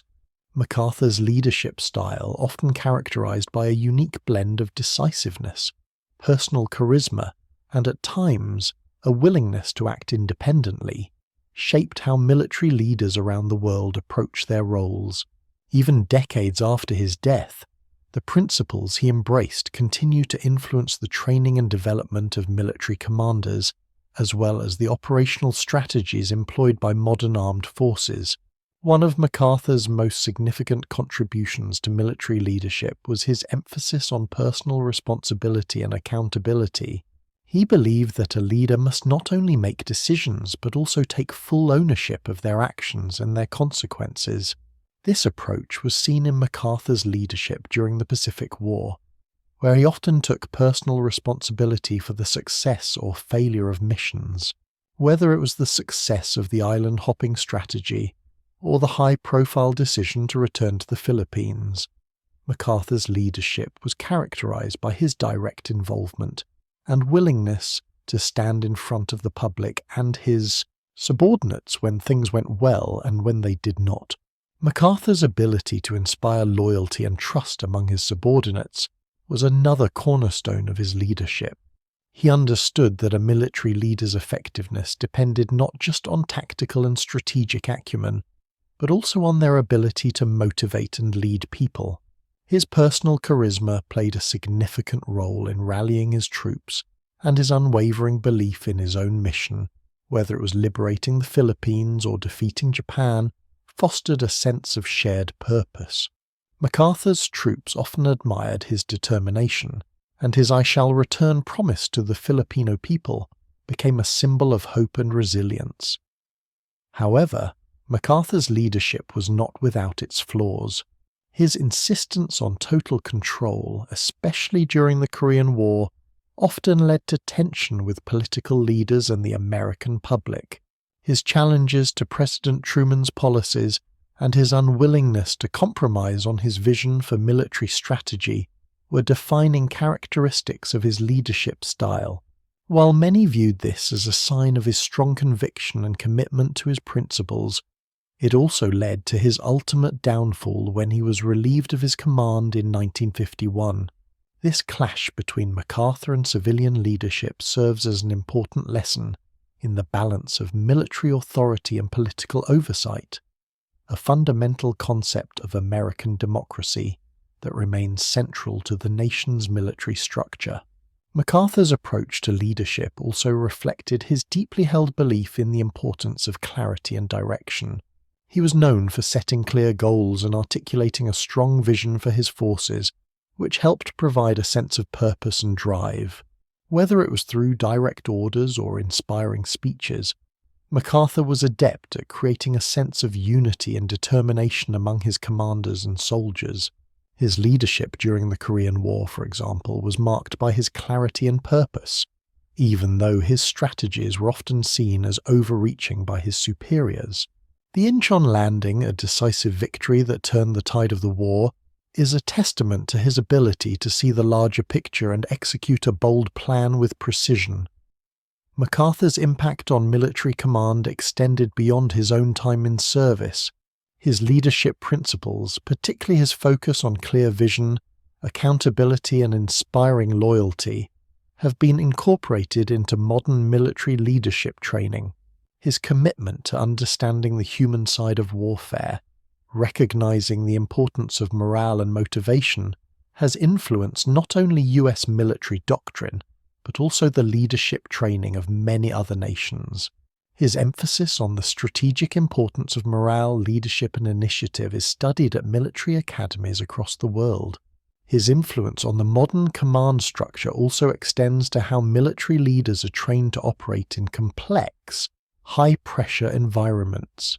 MacArthur's ability to adapt his strategies to fit the evolving nature of warfare, particularly his integration of air, sea and land forces into a cohesive whole, has been incorporated into modern multi-domain operations. These modern concepts of combined arms and joint operations owe much to MacArthur's leadership during World War II, especially his use of air superiority and naval support to soften enemy positions before ground forces moved in. Moreover, MacArthur's understanding of the psychological aspects of warfare, both on the battlefield and in the realm of public opinion, has made him a subject of study for those interested in military leadership. His ability to maintain public support, especially during challenging moments in the Pacific War, underscored his recognition of the importance of national morale. His speeches and public statements, particularly his famous "I shall return" declaration, became rallying cries not just for his troops, but for the citizens of the Philippines and the United States. MacArthur understood that leadership involved not only military success, but also the ability to influence the broader narrative. As a leader, MacArthur's approach was often viewed as both inspirational and authoritarian. His self-confidence and belief in his own abilities were qualities that set him apart from many other military leaders, but they also contributed to his occasional disregard for the opinions of others. While many admired his unshakable conviction, his leadership style could sometimes alienate those around him, particularly when he pushed for policies that were seen as overly aggressive or contrary to the broader strategic goals set by the US government. Nevertheless, his leadership traits, vision, decisiveness, accountability, continue to serve as a benchmark for evaluating the qualities of effective military leaders. MacArthur's influence can also be seen in the way modern military leaders are encouraged to think about the ethical dimensions of their actions. MacArthur's decision to retain the Japanese emperor, for example, was based on his understanding of the long-term stability of Japan after the war. This decision, though controversial, highlights MacArthur's recognition of the broader consequences of military actions. His leadership was not just about defeating an enemy. It was about ensuring that victory would result in lasting peace and security. This broader view of military strategy, which takes into account political, social, and ethical considerations, has become a critical part of modern military leadership. In the years since MacArthur's time, his leadership style has been both praised and criticized, but it remains an enduring part of the study of military leadership. His influence on modern military doctrine, his vision for US military strategy, and his impact on the military leadership of both his time and the generations that followed, continue to shape how military leaders are trained and evaluated. MacArthur's career, from his innovative strategies in the Pacific to his leadership in Korea and Japan, has left a legacy that transcends his era, offering valuable lessons on the nature of command, leadership, and the complex interplay between military strategy and political realities. Douglas MacArthur's place in history is secure, but it is also complex. He was a man of contradictions, a military genius and an authoritarian leader, a revered commander who was also a controversial figure. Yet, His legacy as one of the most significant military leaders of the 20th century remains undiminished, and his influence continues to be felt in military and political circles to this day. MacArthur's legacy is perhaps most clearly defined by his role in shaping the outcome of World War II. His leadership in the Pacific Theater, from his early campaigns in the Philippines to his groundbreaking island-hopping strategy, was instrumental in bringing about Japan's defeat. MacArthur's strategic brilliance and ability to adapt to the unique challenges of the Pacific made him one of the most revered military figures of the war. His boldness and tactical genius were matched by his unshakable resolve, and his return to the Philippines in 1944, fulfilling the promise he made during his escape in 1942, remains one of the most iconic moments of the war. In the post-war period, MacArthur's role in Japan's reconstruction became one of his most enduring achievements. As the supreme commander for the Allied powers, he oversaw the transformation of Japan from a militaristic empire into a peaceful, democratic nation. His drafting of the Japanese constitution, which renounced war and established democratic principles, remains one of the most significant documents in modern Japanese history. MacArthur's influence during the occupation of Japan helped lay the foundation for the country's rapid economic recovery and its emergence as a global power in the latter half of the 20th century. Despite these monumental successes, MacArthur's legacy is also defined by his contentious relationships with civilian leadership, particularly during the Korean War. His dismissal by President Truman in 1951 marked the end of his military career, but it also highlighted the tension between military authority and civilian control in the United States. MacArthur's refusal to accept Truman's policies in Korea, coupled with his public criticisms, underscored the potential dangers of unchecked military power. His dismissal, while seen by some as a necessary action, remains a significant moment in U.S. political and military history. MacArthur's vision of a strong interventionist U.S. foreign policy continued to influence political and military discourse throughout the Cold War. His belief in using military power to prevent the spread of communism resonated with many American leaders, especially in the early years of the Cold War. Though his calls for more aggressive military action were not always embraced by subsequent administrations, MacArthur's advocacy for a decisive, proactive approach to global threats left an indelible mark on U.S. foreign policy. MacArthur's leadership style, characterized by his boldness, decisiveness, and willingness to take risks, became a model for military leaders, even as it was criticized for its authoritarian tendencies.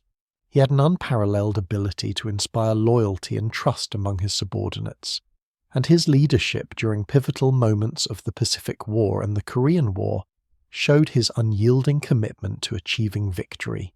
Yet, his refusal to compromise on his vision for military strategy led to conflict with those who believed that diplomacy and negotiation should play a larger role in U.S. foreign policy. The controversy surrounding MacArthur's leadership, particularly in his final years, has only enhanced his mystique.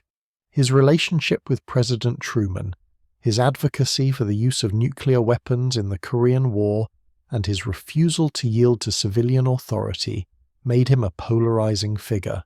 Some viewed him as a brilliant military leader who had been wronged by an administration that lacked the vision and resolve to confront global threats, while others saw him as a dangerous figure who was willing to risk global conflict to pursue his own agenda. His complex personality, characterized by both brilliance and stubbornness, made him a figure that evoked strong reactions both during his lifetime and in the years since his death. Even in retirement, MacArthur remained a prominent public figure. His speeches, writings, and occasional political interventions kept him in the public eye, and his influence on military and foreign policy continued to shape U.S. discussions on global strategy. His memoirs, Reminiscences, were published posthumously, and offer a glimpse into the mind of a man who had spent his life navigating the complexities of war, politics, and leadership. These writings continue to be studied by military historians and leaders, offering valuable lessons on strategy, leadership, and the responsibilities of those in positions of power. MacArthur's influence on US military doctrine also endures. His advocacy for joint operations, his innovative approach to the integration of air, sea, and land forces, and his focus on psychological warfare and morale have become central principles in modern military strategy. His ideas about military leadership, particularly his emphasis on personal responsibility and clarity of vision, continue to shape the training and development of military commanders. Even as the nature of warfare has evolved, MacArthur's focus on decisive action and the strategic use of military power remains a critical component of modern military thought. Ultimately, MacArthur's legacy is one of both greatness and controversy. His military accomplishments, particularly in World War II and the Pacific Theatre, secure his place as one of history's most influential military leaders. However, his later years, marked by his clash with President Truman, his advocacy for nuclear war in Korea, and his unwillingness to compromise, remain subjects of ongoing debate. Despite these controversies, MacArthur's contributions to military strategy, US foreign policy, and global history are undeniable. He was a man of immense talent, courage, and conviction, whose impact on the world continues to be felt long after his death. Douglas MacArthur's place in history is secure, but it is also complex, a blend of brilliance and obstinance, heroism and hubris. His legacy continues to be studied, debated, and admired, as both a military leader and a symbol of the unyielding commitment to duty that has defined the US military throughout its history. His life and career offer invaluable lessons about leadership, the responsibility of power, and the delicate balance between military might and civilian oversight.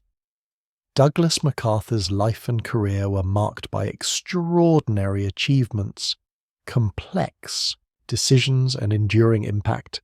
From his strategic brilliance in the Pacific during World War II to his leadership in the post-war reconstruction of Japan, MacArthur's contributions to military history and global diplomacy are undeniable. Yet, his legacy is also marked by the controversies and challenges that arose throughout his career, particularly during the Korean War and his subsequent dismissal. MacArthur was a figure whose leadership transcended mere military victory. His ability to think strategically, his visionary approach to warfare, and his unshakable commitment to duty shaped the course of history. Whether it was through the bold island-hopping strategy that helped win the Pacific War, or his efforts to reshape Japan into a peaceful democracy, MacArthur's actions left an indelible mark on the 20th century. At the same time, MacArthur's personality, his confidence, independence, and occasional authoritarian tendencies often put him at odds with both his political superiors and public opinion. His refusal to compromise, especially during the Korean War, led to his eventual downfall and raised difficult questions about the relationship between military leadership and civilian oversight. These challenges, however, only served to deepen the complexity of his legacy. MacArthur's life is a reminder of the high stakes of military command and the fine balance between decisiveness and accountability. As time has passed, MacArthur's contributions have been celebrated, scrutinized, and debated. His strategies and leadership principles continue to influence military doctrine, and his vision of a strong interventionist American foreign policy remains relevant today. But MacArthur's true legacy lies in the lasting impact he had on the nations he shaped, particularly Japan, and in the way his career continues to serve as a study in leadership, its triumphs, its failures, and the lessons learned along the way. MacArthur's story is not just one of military victory. It is the story of a man who grappled with the complexities of war, power, and responsibility. His life, marked by both extraordinary achievement and profound controversy, offers valuable lessons about the nature of leadership, the costs of ambition, and the sacrifices required to shape the future of nations. As we reflect on the life of Douglas MacArthur, it becomes clear that his place in history is assured. His name will forever be associated with victory, strategy, and leadership, qualities that defined an era of world history. But it is the complexities of his character and the lessons of his leadership that continue to resonate today. In the end, Douglas MacArthur remains a towering figure in both military and world history, a man whose life offers both inspiration and cautionary insight for generations to come.